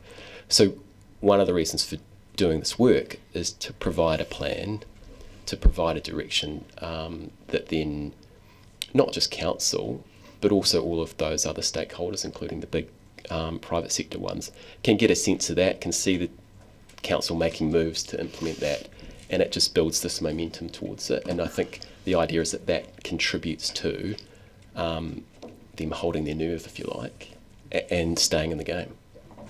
Thank you, that's a great answer, and pivots into my second, what's going to be a complicated question, but I think it's an important one, and it speaks to what Mr. Ward said, and I'm putting words in your mouth, but it's not a critique. You said, so 75 years, going back to Councillor Fisa's question, is a time period, and I agree with it. And Mr. Ward said the pathway may change. I would change those words to the pathway will change. That's definite. So my question is that, and I'm proud of this work we're doing, but is it correct that we now sit in the context of this work and think of every other community in the world that has threat, which is many, and where they're doing nothing? We sit in a context now where, apart from a place in Wales and one place in Australia, they've moved to community. In 25 years' time, it will probably, best guess, be the norm that we're used to communities shifting, moving, changing, building resilience. And we're now at the inception, and I say we should be proud of that. So in 25 years' time, or even 50 years' time, we'll be in a completely different context in the way that we do it, we fund it, we talk about it, politically how we discuss it. Isn't that a fair analysis? Kira, thanks for the question, Councillor Walker. And may seek some input from my colleagues here. But I think, yes, again, this is the evolution, certainly in New Zealand, that we experience. So back to Mr. Rowe's earlier comments, there's science and evidence behind our thinking. We're endeavouring to articulate that, to have fact and reason-based conversations and let fact and science prevail as best as it can, noting that there will always be challenged, rightly so, around the veracity of the evidence. But yeah, and to have a level of comfort with strategic decisions and decisions that will endure many decades or centuries into the future. So simple answer to your question is yes. Just embellish that in a lengthier way, but this is the start of a growing movement across the world, and certainly in New Zealand. Okay, now we have Councillor Houlihan, followed by Councillors Barker, Gary and Wiley. Thank you, Mr. Mayor. Nobody has a crystal ball, obviously, but with science we can predict some things. I've always been of the understanding that Dunedin, and I'm a bit scared to say this, but that we had a reasonably low risk of earthquakes. Is that still the case, or is that changing? Obviously I don't want to cause panic, but it is low relative to other areas in the country, but still a risk to consider, whether it's a local earthquake source with some faults around the Tari area or some distant faults around the Alpen Fold. Thank you for that. Okay, Councillor Barker. Just quickly about the earthquakes, there was a section on earthquake and the number of faults through Dunedin, and the report wasn't there, so there's nothing unusual in the information, I guess. I'm just looking at the dashboard, and you showed us this dashboard.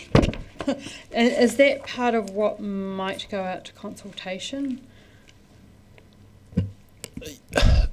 Yes, so that's the flyer that I spoke to before, one of the A2 sides of that. I think it's expected to be that dashboard with some explainers and then images of the 7 futures.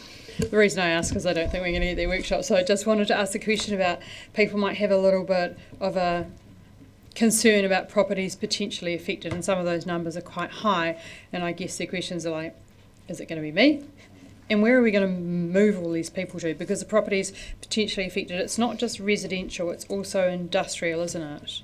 So I'm just thinking about how we're going to answer that one. And then the other one, I think I asked the other day about the residual risk, because a couple of those options had still quite high residual risk, and I just wanted to understand a little bit more about what that meant. We stick a whole lot of money in, but we've still got quite high residual risk, and what does that mean to people? How do we explain that one? So the first question around the properties directly affected, is it me? We don't know the answer to that yet, because the level of analysis is not yet at a level where it's specifically spatial. And it may not get to that stage right up to the point where we're actually delivering a project. For example, if you need to put a piece of infrastructure or a water detention pond in a particular area, how easy it is to acquire land on one side of the road versus the other might actually be the final determining factor in whether you build it on that side or the other side. So that's quite a long way off, but one of the reasons that we have signalled the number of properties likely affected is to have that conversation around, how much change are we up for and what rate of change. Similar, that your question around residual risk, it may not be possible to engineer or move away or create green space that manages all of these risks. And the reality is we all live with risk day to day. Some of it might just be around determining what level are we prepared to live with.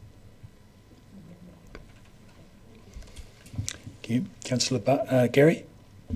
Thank you. This is for you, Dr. Payen, and and I will be careful how I ask it because I don't want to put you in a difficult position. But I was interested to know, you've heard the discussion around this table and the support for the work and how we go forward and so forth. What is your experience? And I'm just acknowledging that we've read in the newspaper that one of the regional councillors it seems to be, in my words, climate change denier. What is the general support for this work at the Otago Regional Council table? Is it similar to what you're hearing today? I think we're presenting tomorrow, so it'd be good to hear that view tomorrow. Thus far. I can speak to that. The Regional Council's ahead of the DCC in the sense that our last report that came up, the sort of substantive decision from Council passed, I think, unanimously. This Council was 14-1. So stronger support, if you like, at ORC at that time. Councillor Wiley. Thank you. Has there been, and again, sorry, it's going through all the 300 odd pages, is clarity around the ages of certain parts of South Dunedin and property? So, for example, when you talk on and you use the word 75 years as a term, a normal life of a property, but yet when I think of, for example, a lot of the railway cottages in certain blocks of South Dunedin that are now, over 125 years of age, are we taking any of that into valuation or into quantifying about what can be done? And one of the things I've sort of been going back for, I remember writing an article, ODT opinion piece, I think in about 2016, where I talked about actually housing on Bathgate Park at the time and some of that area being redone. So further data on the average age of the housing and upgrades? So we do have data on the age of housing in South Dunedin. I don't have that just at the top of my mind. But for example, the rating information has all of that. And when we did the floor level assessment, it was interesting. One of the trends that came through that work was that typically floor levels on buildings constructed in the 30s and 40s, so after the big floods in the 20s, were higher, and then it starts to trend down a bit over the 50s and 60s, and it kind of jumps up a bit. So it's the type of thing that we will look at. When I talk about 75, 80 years for economic life of an asset, absolutely there are many houses indeed, including one that I grew up in Roslyn, that are over 100 years old. Though most of them, I think, would likely have gone through some substantial renovation within that period as well. So it might be that when we look at this in future and we're talking about what are the future of particular areas of South Dunedin, that the quality and the state of the housing in that area is a factor that we consider, which might play into, say, the acquisition price or constraints around redeveloping it. Okay, are there any further questions? I see none. Here we go. Well done, gentlemen. Thank you. So at this stage, I'll move that we note the various reports and assessments and attachments, and endorse the risk assessment report and the potential adaptation futures, and approve that the South Dunedin Future team undertake engagement with partner stakeholders and the affected communities. Do I have a seconder for that? Seconded, Councillor Gilbert. And so, in speaking to this is quite a significant body of work. And I just thank goodness that we have in our draft 9-year plan approved some almost instant mitigation work, so that we are looking to put in pipes and pumps along 3 critical roads in that South Dunedin area, because we are in the invidious position of having taken so long since 2015 to actually get something done, that we've had another flood, namely last year in October. So it is vitally important that we provide some reassurance to the community and the insurance companies that we have taken some action that will mitigate the amount of water that is remaining on that catchment and not being pumped instantly out. And Councillor O'Malley talked about worrying about whether it's being the right actions, and I think we do have a number of things that point to these actions that we have agreed to put into the draft long-term plan.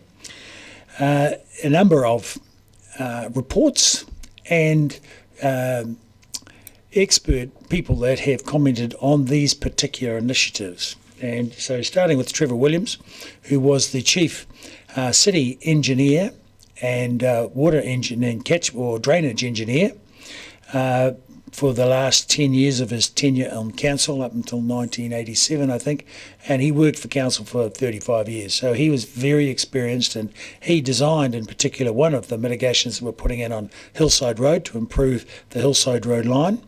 We've also got OPIS reports from 2011 and 2017, and a Becker report somewhere in there as well.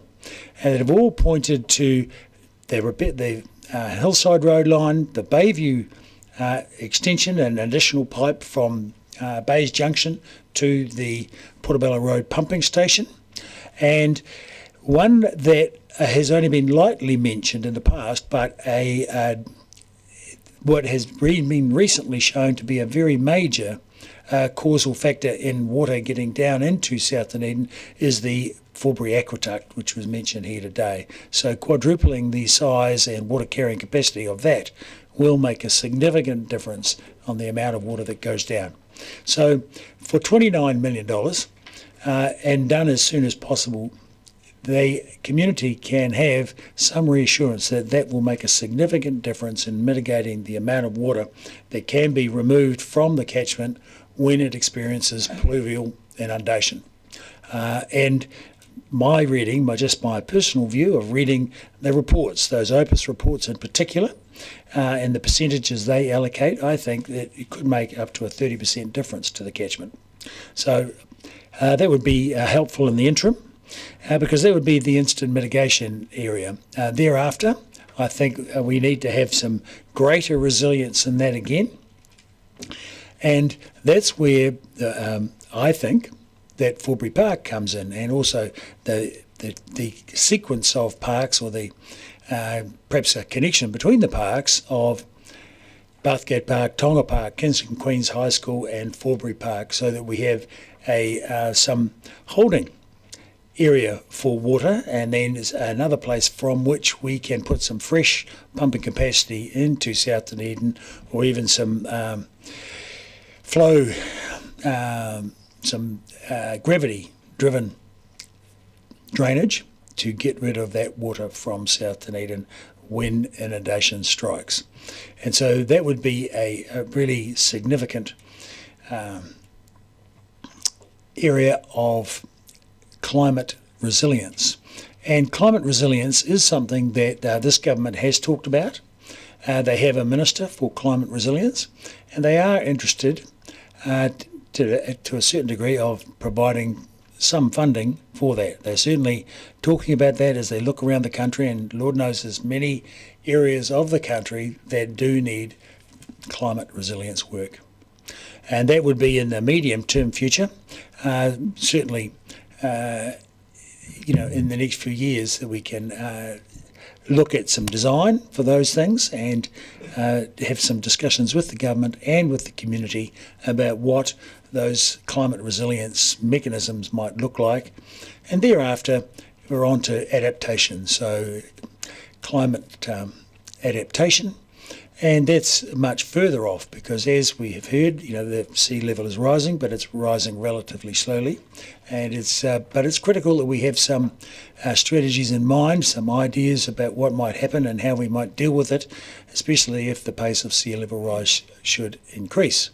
And the main thing is that we have gone through this process to get to this very substantial report on the issue, and so we have a range of options and things to discuss with our community but it's also important, so there's some long-term costs in there, but in the immediate term, the costs are not beyond our grasp. $29 million is something that we can manage, but in the medium term, when we're talking climate mitigation, that is also something manageable for the council with a bit of help from the government.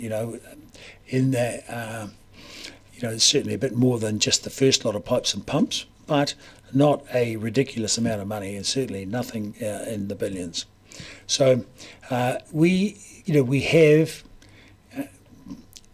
are on the verge of being able to do some really good work in South Dunedin that will provide reassurance to the people that live there and want to stay living there, and we will be able to enable that to happen. So who else would like to speak to this? Councillor Witheram. Thank you, Mr. Mayor. I don't have a problem with this report being called the South Dunedin Futures Report when it comes to stormwater issues. However, when it comes to sea level rise and erosion, our communities need a South Coast, North Coast, West Harbour, East Harbour and South Dunedin Futures Report. It's Council's job to highlight the issues South Dunedin may be facing, but don't think for a minute Council has the ability to fix all the possible issues illustrated before us in this report. All options for South Dunedin have an associated dollar value of between 2 and 7 billion. My view is that these dollar values are not worth the paper they are written on. Council is presently servicing the city's debt by making interest-only repayments, which effectively reduces the impact the city's spending has on rates. I don't buy into the world of afterpay, buy now, pay later. It would be irresponsible, to say the least, that councillors could even contemplate committing billions of dollars to save one suburb when ratepayers are struggling to the extent they are today. You can't fart against thunder. Of course we shouldn't turn our back on the issues South Dunedin is facing either. An affordable budget needs to be in the millions, but contemplating billions is absolute fairyland. I'm pleased our water department hasn't sat back and waited for this report to make a start in mitigating some of the risks. Obviously, the work already undertaken prevented South Dunedin from major flooding in last year's rain event compared to the flood of 2015. Climate challenges are not unique to Dunedin, the country, or the world. This is a gloomy report. Thank you to the team for presenting it. If today's questions are anything to go by, I'm sure the contents will be debated over countless talk fests for years to come. New Zealanders have a love affair for living by the sea. Those who do have to accept councils, governments and insurance companies simply cannot afford to pay for all the risks nature is throwing at us, especially for property on low-lying, flat land surrounded by hills and ocean. The benefits of living and working in South Dunedin still outweighs the risks. You only have to look at the rate South Dunedin is transforming before our eyes to see that confidence is skyrocketing in the area. I'm sure this report will have minimal impact on future investment opportunities that exist in the area. After years of work, this report should have had an 8th option titled, Less Talk, More Action. My advice is don't panic. In the meantime, continue to enjoy living in one of the most fantastic, undervalued suburbs in Dunedin. Thank you. Thank you, Councillor Vandervis. Followed by Councillors Wiley, Walker and Hurlan. I agree with Councillor Weatherall on all counts. He mentioned the big flood event, which was a catastrophe for so many people and so much misery in South Dunedin in 2015. But what we learned, if we've learned anything, and only some of us seem to have learned it, is that most of the $175 million damage of the 2015 flood was preventable. If we'd had proper mud tank maintenance, if we'd had proper pipe blockage maintenance, if we'd had a screen at the pump station which could be cleared, if someone had turned on the Tahuna outfall pump, it's estimated, if you look at the data, it could have knocked the top 8 inches off that flood, and that's where most of the damage was. So in terms of really major damage, you're always going to get major rain events causing damage. That's just part of life, and I think it's a part we have to accept. South Dunedin is special in that it's got so many people and it's such a big flat area. But if you want to look at history, and there was a wag whose name I've forgotten, who said that what we learn from history is that we don't learn from history. To me, that is very relevant now when you look at flooding history in Dunedin over the last 150 years, which we have good information on. If we look at really major flooding in Dunedin, most of it happened over 100 years ago. If we look at the NIWA website, and my computer's just gone offline for me, just bear with me, the floods that we've had in April 1923 and May 1923 were some of the biggest that we've ever had in Dunedin. Many people in lower parts of North East Valley and along the Leith had their houses completely flooded. Prior to the 1923, we had another major flood in 1911, again a massive flood. Water from the Lindsay's Creek, I'm quoting from NIWA again, and from the opposite hillside spread from head to foot over North East Valley. Within a few minutes, water was pouring over footways into gardens and then into houses. It was rushing in at the back and the front and through the windows in many cases, banking up inside houses to a height of 3 to 4 feet. Can you imagine that in South Dunedin? That's what's happened several times in Dunedin North. And then that same NIWA report on the 2019 flood finishes, it was the biggest flood on the Leith known for at least 25 years, which means 25 years earlier, in 1886, there was an even bigger flood in that area, with water pouring out the windows of houses that people had been living in. We need to look at the whole of Dunedin. We need to focus on where the real cost benefits are, and the $1 billion budgets proposed for the future of South Dunedin to avert some risk which I think has been quite frankly overplayed, I don't think is justifiable. We need to accept that when we live in an area that has sometimes very precipitous rainfall and that has a lot of hills and some quite large catchment areas, and don't forget the Leith and the Lindsay Creeks, that we are always going to have some flood damage at some time. And we have been moving since 2015 to put far more of our rates monies into addressing those issues. If we look at,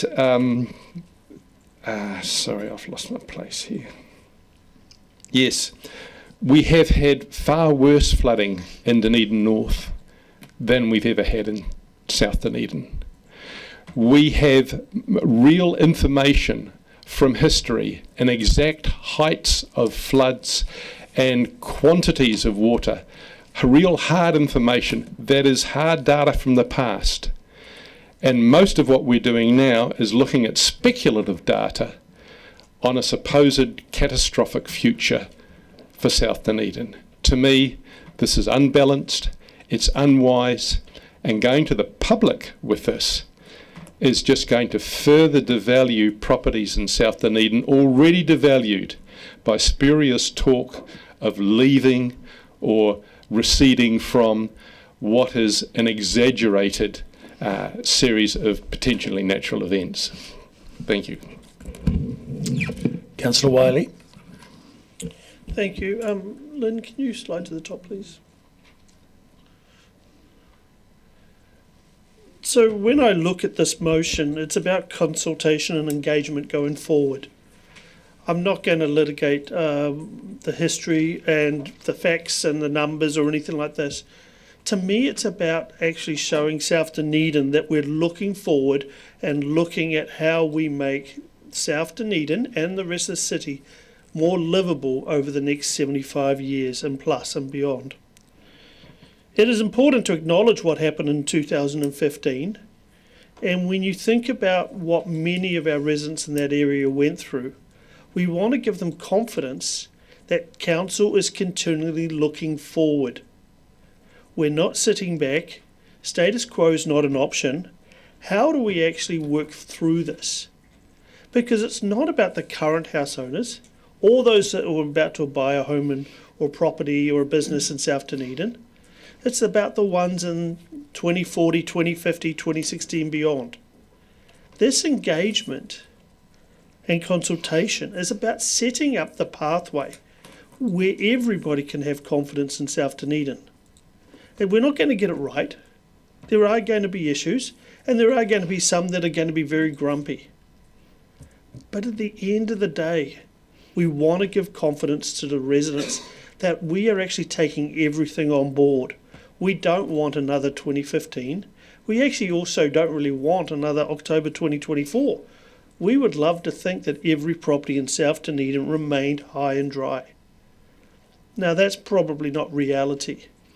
But guess what? Those properties can be moved into something else. And the reason I asked the question about the property age through South Dunedin is when you go through some of those houses, and if you ever want to do a test, go to some open homes, and you walk through some of those properties, and the piles are absolutely shot, especially some of those old railway cottages and things like that, or the old railway workshop houses. They do need to be demolished and rebuilt. The tenants and the people living there won't want to hear that. But the fact of reality, those homes are actually not really livable unless there's been a lot of modifications made to them. The key is we can do better in a lot of areas of South Dunedin. But it's not for us around this table to debate this right now. We have got to go out and we've got to consult, engage, and we've got to listen. Let's work with the community and let's see how we can make a stronger South Dunedin. Our friends at the ORC are going to have a similar debate. The insurance companies and every other group with an interest will come along for the ride. The government will basically do what they do. Hopefully they actually come in and participate at some point. But this is about giving future residents, or current and future residents of South Dunedin, confidence of where they're going to live and where they're going to raise their families, go to school, run their businesses. That to me is what I want to see, is consultation and engagement to show that South Dunedin has a strong future. Councillor Walker. Yep, thank you, Mr. Mayor, and thank you once again for this great discussion today, and thank you particularly to Jonathan, Jean-Luc, Mr. Ward, Mr. Telfer, et al., all those people involved in this incredible work, rather you than me.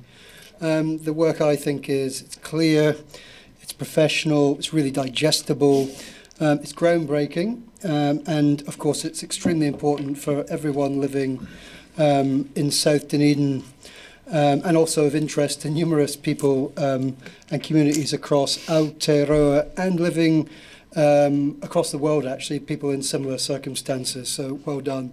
And like Councillor Wiley, I'll continue with the glass half full commentary.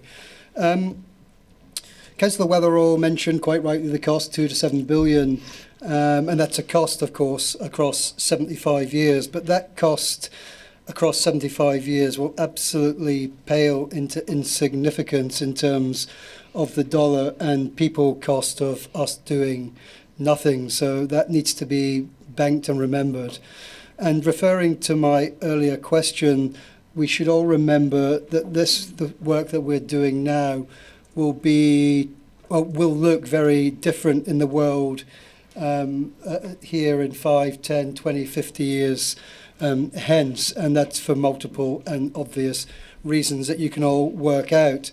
That said, and in the context of a looming climate crisis, for endless communities across the planet, we should absolutely be proud of the fact that here in Dunedin we are engaging in high quality, world-leading work and research in this area to stay ahead of the climate change curve. And remember, there will be many places across the world in years to come who will be scrambling for solutions when climate catastrophe strikes. And that will be for numerous reasons of poverty, lack of capacity, or lack of will. And the last thing you want to be doing if you live anywhere that's vulnerable is clambering around, feeling in the dark when the climate crisis in your place or city or town goes awry. So with this excellent work in front of us and hopefully some insightful feedback from the public consultation period, I don't think we will be scrambling actually, and that is testament to all of the staff and the work that sits behind this. To me, there's only two clear certainties that jump out from this work. Firstly, that the status quo is not an option, and secondly, that none of the other 6 options will in any way work they won't succeed if we don't fully include the South Dunedin community and stakeholders and take them on the whole journey with us. But I'm sure and very confident that our staff already absolutely know this already. And I've said from the very beginning of this work, and I'll state it again, that this problem we have, this climate situation, the situation in South Dunedin, should not wholly be viewed as a problem, but as an incredible opportunity.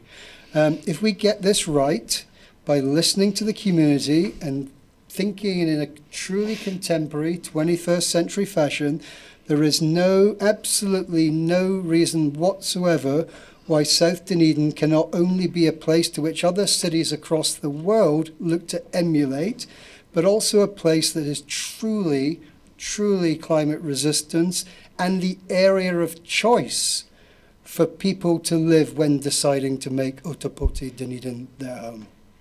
Thank you. Thank you. Next we have Councillor Hurley, followed by Councillors Mayhem, Barker and Gary. Councillor Hurley. Thank you, Mr Mayor. Yes, well, on previous speakers, I just want to say we haven't sat back and done nothing.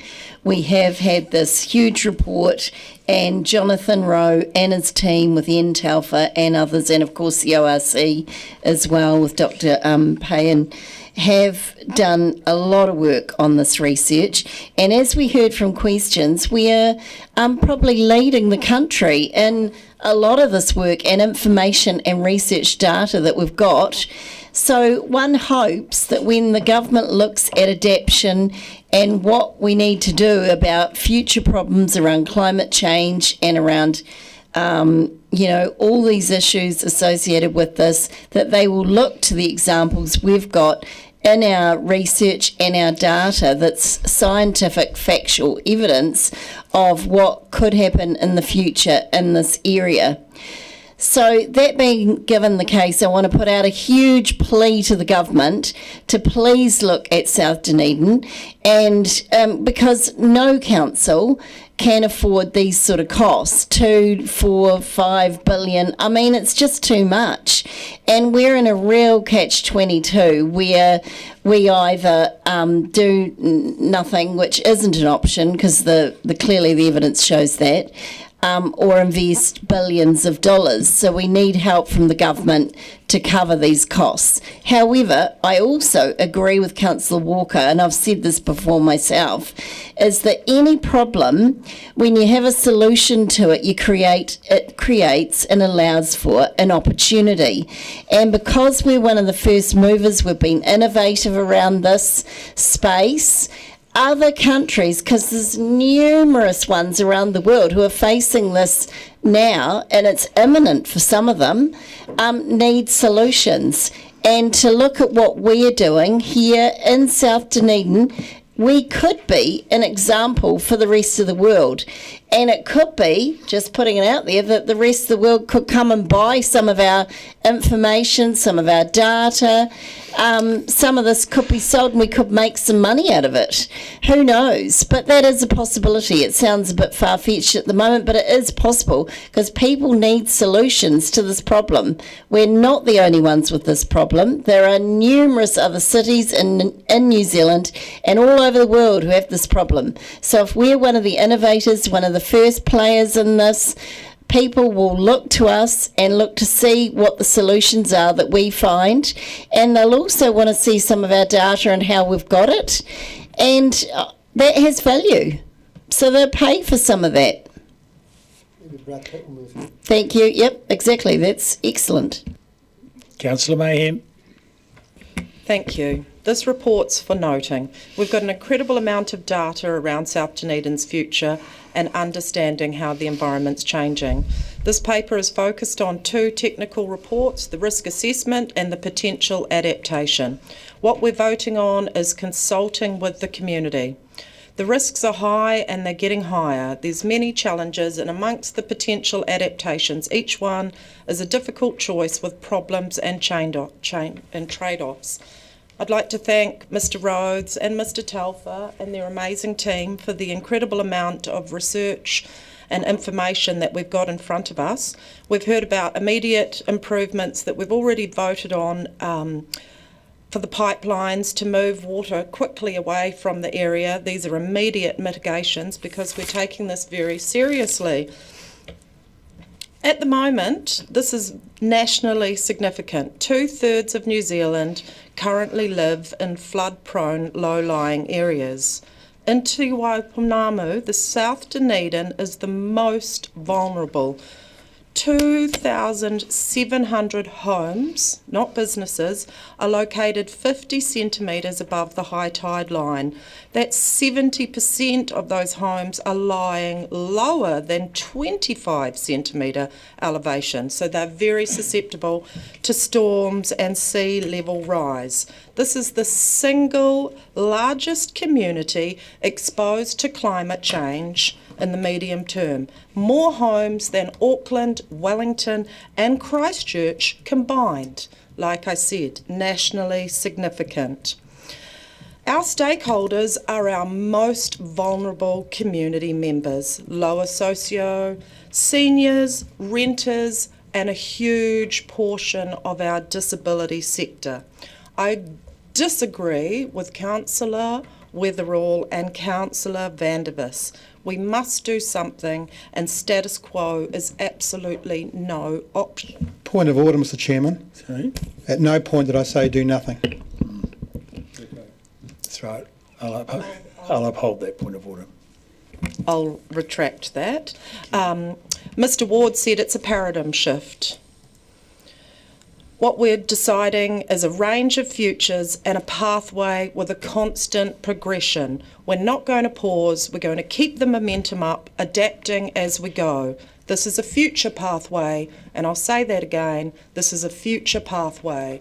And the future is hopeful. If we can pull this off, the whole world will be looking at us. As Councillor Houlihan said, it's nationally significant, it's globally significant, and I think that we've got some great leaders here around the table who are making decisions for the future. Thank you. Thank you. Councillor Barker. Thank you, Mr. Mayor. I think it was Deputy Mayor Lucas said that the 300 pages felt like 600 pages, and there was an incredible amount of dense information in there, for which I am grateful. And I felt it gave a really good, or it was problem definitions, so it gave really good information or picture of the issues around the risk to South Dunedin. And I am glad that we've got options to go to the community with and start on that pathway of solutions. We absolutely need to give the people of South Dunedin hope, and I think that we have all heard from people in South Dunedin who tell us how they feel every time it rains. Last night would have been another example. I'm relatively happy to support option one, and I hear what Councillor Fiso is saying about the consultation. I'm happy that we can never reach 100% surety of the risks, and having asked the questions, I'm fairly sure the more work we do, the more cost, the tinier we're getting about that risk gap. So I think that's spending more time without the incredible added benefit of narrowing those 7 down to 3 or 4. So I'm comfortable at having those conversations with our community. However, I am concerned around the timing and the weight and the amount of consultation that Council is doing in the next month. So I do want to see the information that we're going to get from one of the general managers about what consultation is planned.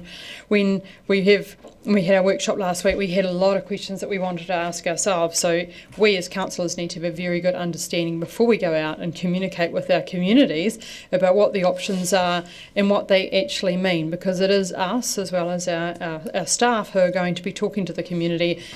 And if we stuff it up, it might end up on the front page. I won't say that we're going to stuff it up, but we need to know a lot more information. So I'm concerned that we've got the LTP going on, we've got local water done well. Local water done well is a really big consultation as well. And people do get over consulted. We have got feedback that people are feeling really happy that we're consulting with them, but I'm just concerned about that pressure on that April-May period of time, both on the community and on the councillors as well, because it is my intention to be at all of the meetings that I can be, to hear directly from the communities about what they think about these options. We do adapt as humans. We've done that for hundreds of thousands of years, a few hundred of thousands of years, and we have the science here now to help us on the pathway to make those decisions. So that's going to be able to help us to make a plan to go forward, and we need to talk to our community about the options and the aspirations. I think part of what we're missing is a master plan for the city. South Dunedin stands out as the most populous and a key part of the city, but we're hearing from our community board. So we're here last week telling us, I think 2 of them specifically mentioned flooding, some mentioned coastal erosion. So they're wondering where they are in the picture. I was keen, I think Councillor Weatherall suggested a citywide adaptation plan, and that came up in the January LTP discussions, and we put some money in the budget for working forward on that. So I hope that when we do go out to consultation at those community boards, we're able to say to them, we have put money in the budget and we are going to work on a plan to see it all. And I just did a few stats in here, because we're talking about status quo is not an option, and it is not an option because we look at 23% of the buildings are now high risk. There's 35% high risk from groundwater on our roads, which are 90 kilometres long down there. 71 kilometres of stormwater pipes. There's a 22% high risk of groundwater now. Wastewater pipes, 50% high risk of groundwater, 79 k's of those. In contaminated sites, there's a 7% high risk of groundwater, but that moves to 80% in 75 years. So the option to do nothing is not there. So perhaps we're looking at 6 options. And there was a great diagram in there also about the cascading risk, and it was page 58 for anybody that wants to look at it. This just isn't about environment, this is about people's jobs, about the I had grass die-off, reduction in levels of service, losses of community facilities, all of the bad stuff that we need to think about as well. And I thought that was a really good diagram. Really pleased that we're looking at a 75-year planning horizon, because we need to be looking at that when we invest money now. We know that we know about the age of some of the work some of the pipes we're going to put in the ground. So I really look forward to the community consultation and to us councillors being equipped to get out there and have those conversations with all of our community, the whole of Dunedin as well as South Dunedin. Thank you. Councillor Gary. Thank you, Mr. Mayor, and I just want to remind colleagues that we're noting these reports, and we're going out to the community to consult with them.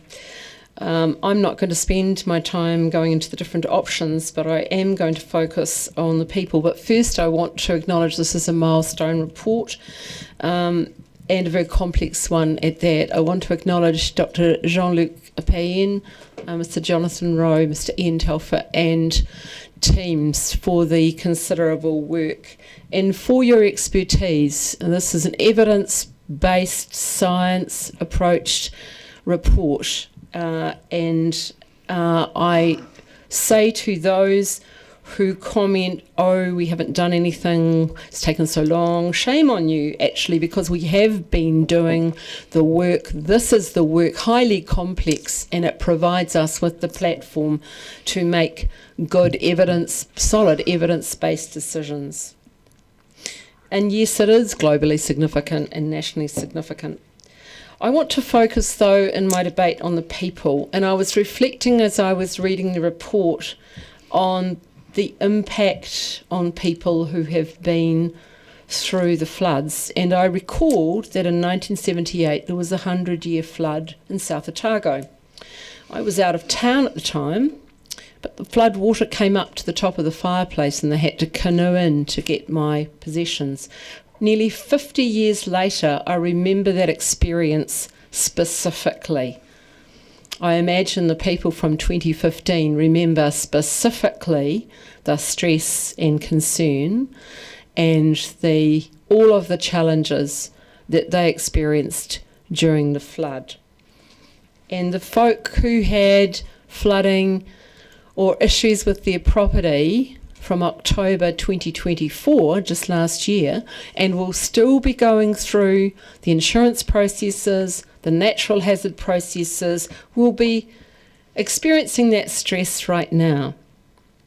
And so let's remember that this is people-centred. Yes, it involves money, of course. It involves decision-making, but this is all about the people, and there is a cost of doing nothing. And there's a human cost. A long time ago, I recall learning of a Chinese symbol that means for crisis, which also means opportunity, and I've never forgotten that. And there are Deloitte figures, which I just don't have at hand, which talk about the cost of not doing anything in these circumstances and the opportunities in terms of money. And it's these opportunities that provide hope. And so, gentlemen, you have, by writing this report and all of the research and work that you have done, you have provided opportunity for us to make good decisions, and you have provided hope to the South Dunedin community. I'm not saying it's easy, it's exceptionally challenging, but I know from the feedback I've had that you are held in very high regard in this work that you have done to date. And I'll quote Councillor Lafiso, this is all about relationships, and how we proceed is based on the trust that's been created. As we consult with our community, I would implore my colleagues to choose their words with great care. Choose our words with great care, because it does impact on people. And there is no doubt that Dunedin City Council is leading the way, and I'm proud of that. We should all be proud of that. We should be proud of our staff and the work that they have done. And yes, there will be a central government role, and there is time for that yet. But right now, we are noting the report and going out for consultation. Councillor O'Malley, followed by Councillors Gilbert, Benson-Pope and Deputy Mayor Lucas. Do want to remind everybody this isn't the first community that's faced this. Those of us who have memories will remember that the community of Kelso in Southland was completely moved away from its site because of flood mitigation risks that they couldn't deal with at the time. So we've actually have been dealing at a national level, but we had a thing called the Ministry of Works back in those days. In terms of spending money on South Dunedin, people don't just vanish if you move them. You have to move them to somewhere. And so if you're considering the idea of abandoning South Dunedin and then going away, then you have to take into account of where you're going to build the new community that they're moving to, straight up. And I think when you look at the cost over the period of time being presented, if you put our 450 million a year, we'll be like 45 billion or 50 billion we'll be spending during that period of time just on our current budgets. So when you start looking at that as a percentage of our total spend going into the future, it's going to be significant, but it won't be crippling. People look at us as whether or not we are going to be the national leaders. I just want to raise an issue there that Dunedin hasn't been able to get on the national stage anywhere. And while this may be a problem for us, I think it's going to be largely a problem for us. I have my concerns about whether or not the central government will ever really step in for us. And I did think, Councillor pointed a few other things as well. The airport's just 1.5 metres above sea level. Harrington Point was mentioned just at the community board meetings. Aramoana, sections of Waikawiti, Karatani, Long Beach, Waitati. There's a lot of communities in the area that are also affected, and by the time we're talking about some of the later century effects on South Dunedin, we'll also have to take that risk map all the way round to the inner harbour by that stage. In terms of whatever's going on at Port Chalmers, I can tell you that during a king tide now, we are already getting inundation at Teviot Street. So on a major king tide, Teviot Street gets water from the sea on it now. And so another half-metre rise in those tides, and that will be coming over Portsmouth Drive. And then we'll get our first true inundation event. And I predict that's where it will first come from. So none of this can be ignored. We do have to keep moving forward. But there's lots of simple things we could do. Like we've just come in with new, it's just coming as a press release now, the new minimum floor heights for the city. And straight away, you just make minimum floor heights in an area that floods to a certain point that the house area gets flooded, but the house itself doesn't. And we could be considering just raising the houses. I get a little, if I was living in South Dunedin, I would get a little bit annoyed being told always that the housing stock is just crap and it needs to all be torn down. We need to, there is a lot of it that is there like that, but there's also a lot of it there that's perfectly good houses. But they could be raised, right, as we go through this. So I think as we go into this is an opening set of scenarios to start with a large number of conceptual thoughts that are sitting there for us to consider. Then it'll be up to us and the community, and there's a lot of people out in the community who have expert knowledge here. We have a tendency to find a retired engineer and then dismiss them because they're grumpy at us, but they are retired engineers. So there will be a lot of feedback from the assumptions here, from the community and from the scientific community. In as much the way that the GNS worked actually changed the original ORC assumptions about inundation from the sea. And I'm looking at that grass dying off part and groundwater rise and salinisation.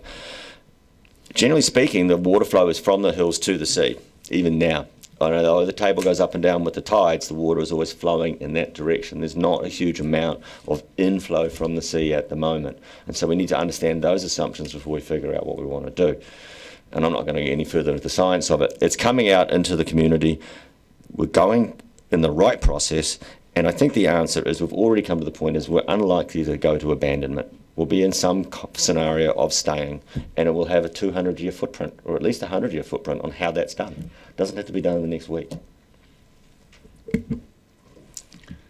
Thank you. Councillor Gilbert. Thank you. Like Councillor O'Malley, I do remember the Ministry of Works, although the irony is that they were at the time thought of as a contradiction in terms, I seem to remember. Despite the mountain of information in this report, I've had very few questions today, and that is almost entirely due to the workshops, the briefings, the workshops, the previous papers, the workshops, and other events that we have been able to attend to help wrap our heads around what I can only describe as an intensely complex situation. So a huge thank you to the team for making it as clear as it possibly can be. There's a lot to consider. There's the weight of the heart, for example. We are talking about people's homes, lives, memories, and a significant piece of our city's history. And that needs to be balanced against the weight of science and lived observations. It's also easy to solely consider the substantial localised domestic needs and overlook the commercial interests in the area, or commercial interests in the area whose activities impact the wider city as a whole. There is just so much to consider. I do disagree, like others, with the comment that we just have to live with it. Can we do the proverbial holding back of the tide? Obviously not. This is not about doing or fighting the impossible fight. This is about finding ways of doing what we can do. It's also been mentioned on occasion that this is of national significance. Again, I agree, but it definitely is, but it is very much of an international interest.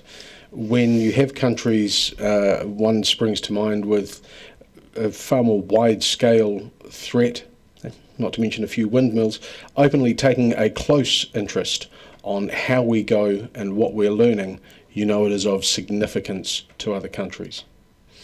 I'm also conscious of the very real risk of overloading the public in terms of consultation. And yes, there will be pressure on us as councillors as well. My comments on that are simply that surely that is part of our job.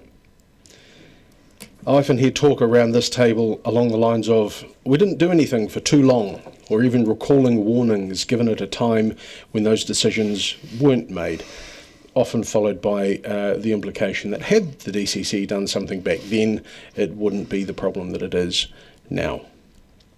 So let's not prevaricate any longer.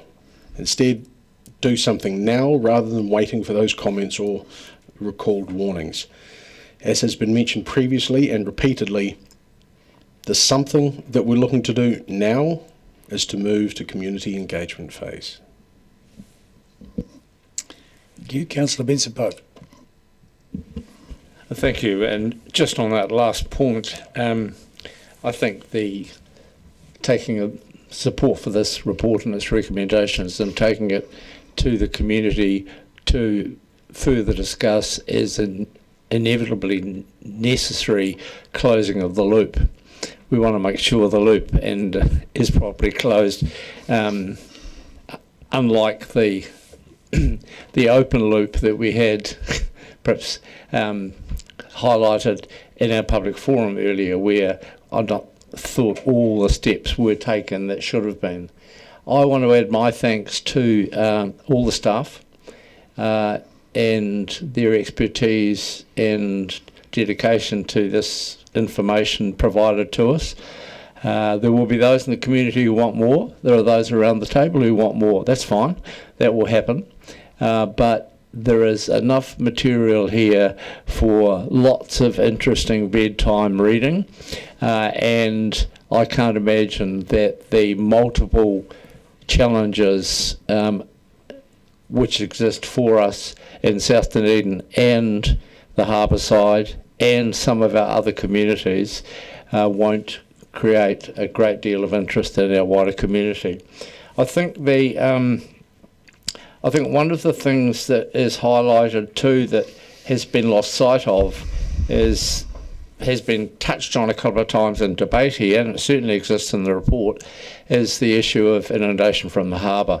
Those of us who are regular drivers along Portsmouth Drive know how high some of those spring tides are these days, just last week actually, and we have been extraordinarily lucky in our community, and especially in the reclaimed area, where young boys from King's High School used to ride their bicycles through the mud in that really unstable and sinking area that we also know about because of the Edgar Centre. We are really lucky that area has not been flooded. Had we ever had a spring tide coinciding with any sort of surge, then Portsmouth Drive wouldn't have been enough of a barrier to stop the harbour come visiting. And we've all seen the maps, so they're available, of just how much inundation will happen instantly that area is overtopped. So the mention of coastal inundation from that source is highlighted on page 73. That will be of great interest to a lot of our community because the focus has always been on the issues on the coastline. But I'm pleased to say that the work on hardening up that boundary has already happened. That's what the Peninsula Connection, among other things, does. And I'm delighted to see the scenarios proposed in the report to do more work on hardening up Portsmouth Drive. That's relatively inexpensive, and that will protect our community from one of the immediate hazards here.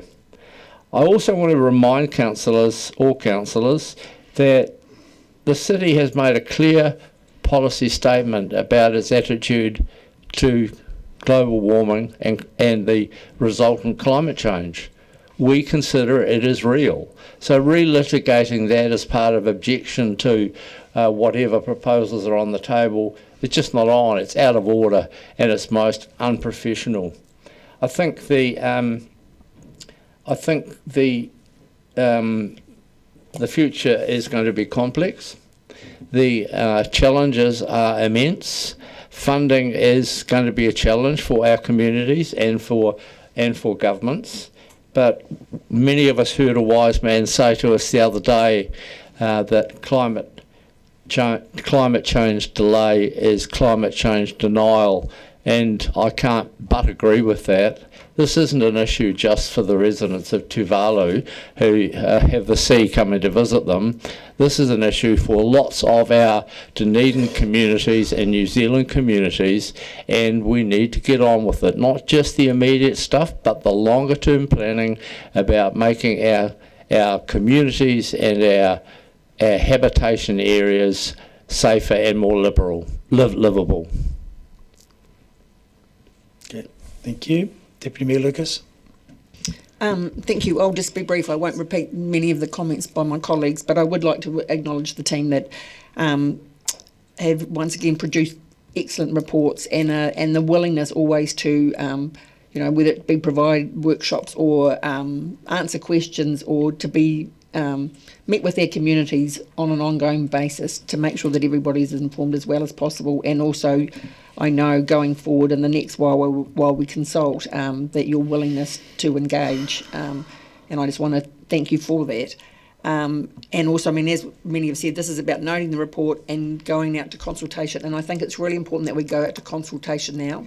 This information is now out there in the community, and people have got lots of questions. They want to talk to the staff. They want to get their questions answered, and I think it is really key that we go now to talk to them. And even though, yes, it's consultation overload, I really think it's keeping the ball rolling. And as you said, so then we can be informed, so that when the next LTP comes around, then we will be making some very hard decisions about where we, what we want to do going forward. And as many of you have said around the table, this is not simple. And also, I think it was Councillor O'Malley, I'm kind of paraphrasing, it's about not procrastinating, is that we need to keep on and keep moving. And so I just want to acknowledge the work that's going on in this space. Thank you. Thank you. Councillor Fiso. Tēnā koe, Mr Mayor. I would just like to, like others, acknowledge Dr. Payan and DCC officers for their keeping on. I don't know if it's a secret or not, but is it? No. So I'd just like to acknowledge Mr. Telfer in particular, because he's leaving us and going to the ORC. So I just want to acknowledge that as a milestone. As others have said, this is a milestone report, and I just want to acknowledge you, Ian, for keeping on, especially building of the relationships and engaging in a human way with the communities and whānau and neighbourhood organisations. And I'd just like to correct, I think, some of the comments made earlier in terms of this is life. Well, yes, this is life, and I just want to acknowledge that, yes, it's complex, because we are complex. We are a complex settler society founded on Māori land. And all of the problems, in my opinion, that we face, and in particular tangata whenua face, is because of the building of the society off largely stolen Māori land. So, and I just want to acknowledge the human element, and colleagues have said that as well. But tēnā koe, Mr Mayor, for acknowledging the upoko of Kati Huirapa Runaka ki Puketeraki, Mr Ellison, because he was, alongside his son, victimised, if you like, by the flood and had to move. And it's my personal assessment that the emotional wairua stress of dealing with that contribute in some way to his passing months later. So there's siloed thinking about, oh, that's life for some people. But the thing is, we have to be conscious of the decisions that we make. And we can make them, as Councillor Mayhem has said in past debates, we can make them from our lives of privilege. We don't have to worry about where our next meal's coming from. We don't have to worry about our mortgage payments. We don't have to worry about our rent. But there are people living in South Dunedin who have $20 left after everything, and that's for food. So please stop the siloed thinking and stop thinking, I'm all right, I'm okay, my people are okay. There are people who are not okay. Right, so I'll come back to a point of a order, few things to say. Mr. Chair, point of order. I think it's really inappropriate in response to what Councillor Lefiso has just said to have councillors making comment and laughing. I find that reprehensible and disrespectful. Especially when everyone else does it at times too. Yeah, look, to be honest, I was busy looking at notes and didn't even hear it. So, but I think it is important that everyone be allowed to say their piece in peace and quietness. So, but I am unaware of who the perpetrators were and what is happening, and I have seen people making comments whilst other people are talking around this table, and it's not just a particular person or a group of people either. So I just ask everyone to give everyone their fair voice to say what they want to say. Thank you, and I'll leave it at that. Now, speaking of which, I have a few things I'd like to say. Well, rule on what? I don't. There's nothing to rule on. I didn't hear. I didn't hear. I'm not going to uphold the point of order. I'm going to leave it at that. Now, I think one of the things we ought to learn, is from the history and the things that happened to us, and including, talking and making comments after people have had their say, or interrupting people and breaking their flow just for the point of it. However, in this case, I want to make tribute to the team who have kept up their flow of information to the public and their interaction with the public continuous, on a continual basis now for quite some time, measured in years rather than weeks or months, because the tireless efforts they have put into discussing and listening and helping the people of South Dunedin to understand what is going on, the risks that they're facing, and they're giving them their opportunities to feed their input into the futures that are there. And the vital bit of information to my mind that came back from that was the fact that they want to stay living in South Dunedin. They like living in South Dunedin, they want to stay living there. And so we need to learn, firstly, from the Netherlands, where a quarter of the country is below sea level. The lowest point is apparently 6.5 metres. Point of order. Sorry, 60% of the population live below sea level in the Netherlands currently. What's the point of order? The point of order was misinformation 25.2. Right. I will not uphold that point of order because one quarter... Oh, someone else is. Yeah. You can Google it. A quarter of the country, 26% is below sea level, which is what I said, the country, not the people. Oh, pardon me, I misheard and I withdraw. My apologies. I thought you talked about the population rather than the area. Thank you. Just had a look. So it's based on... Okay. You'll have to rule on that, Deputy Mayor. He's withdrawn it. He's withdrawn it, righto. Okay, so 26% of the Netherlands is below sea level.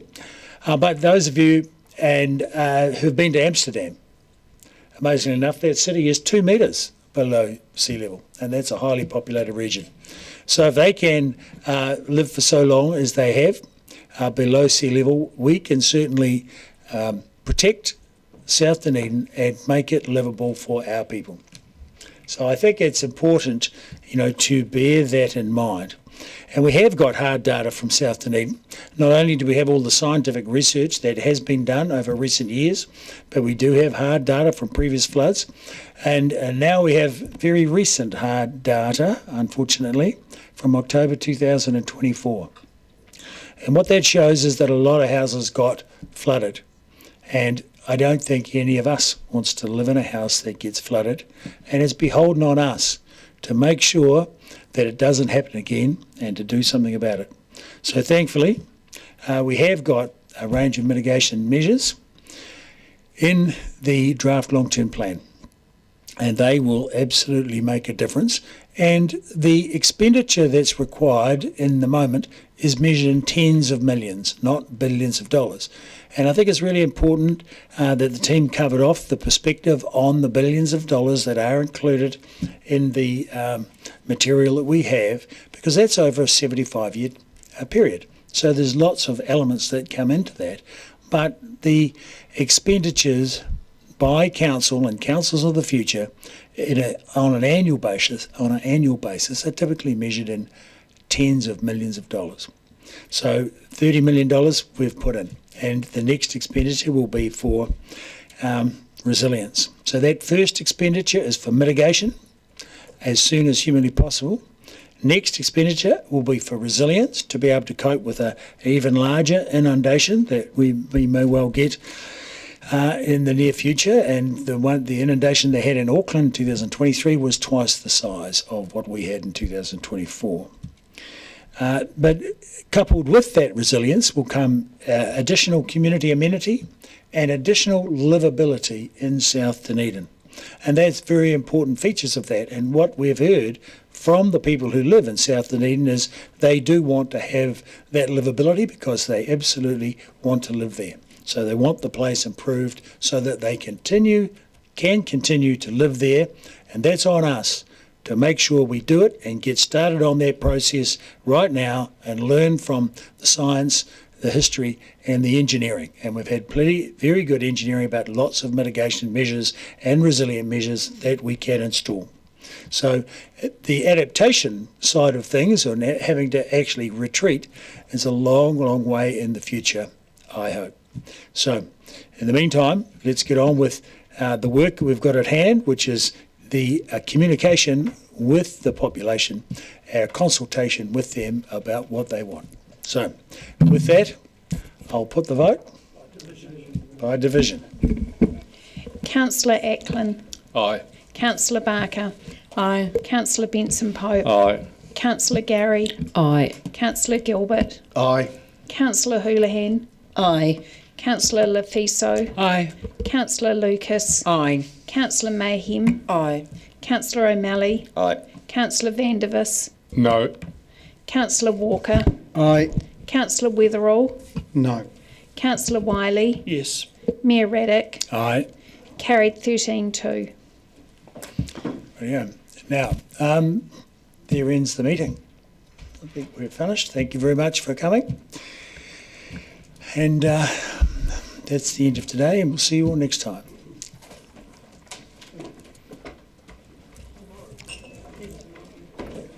It's not a council meeting, we'll see you at the committee meeting.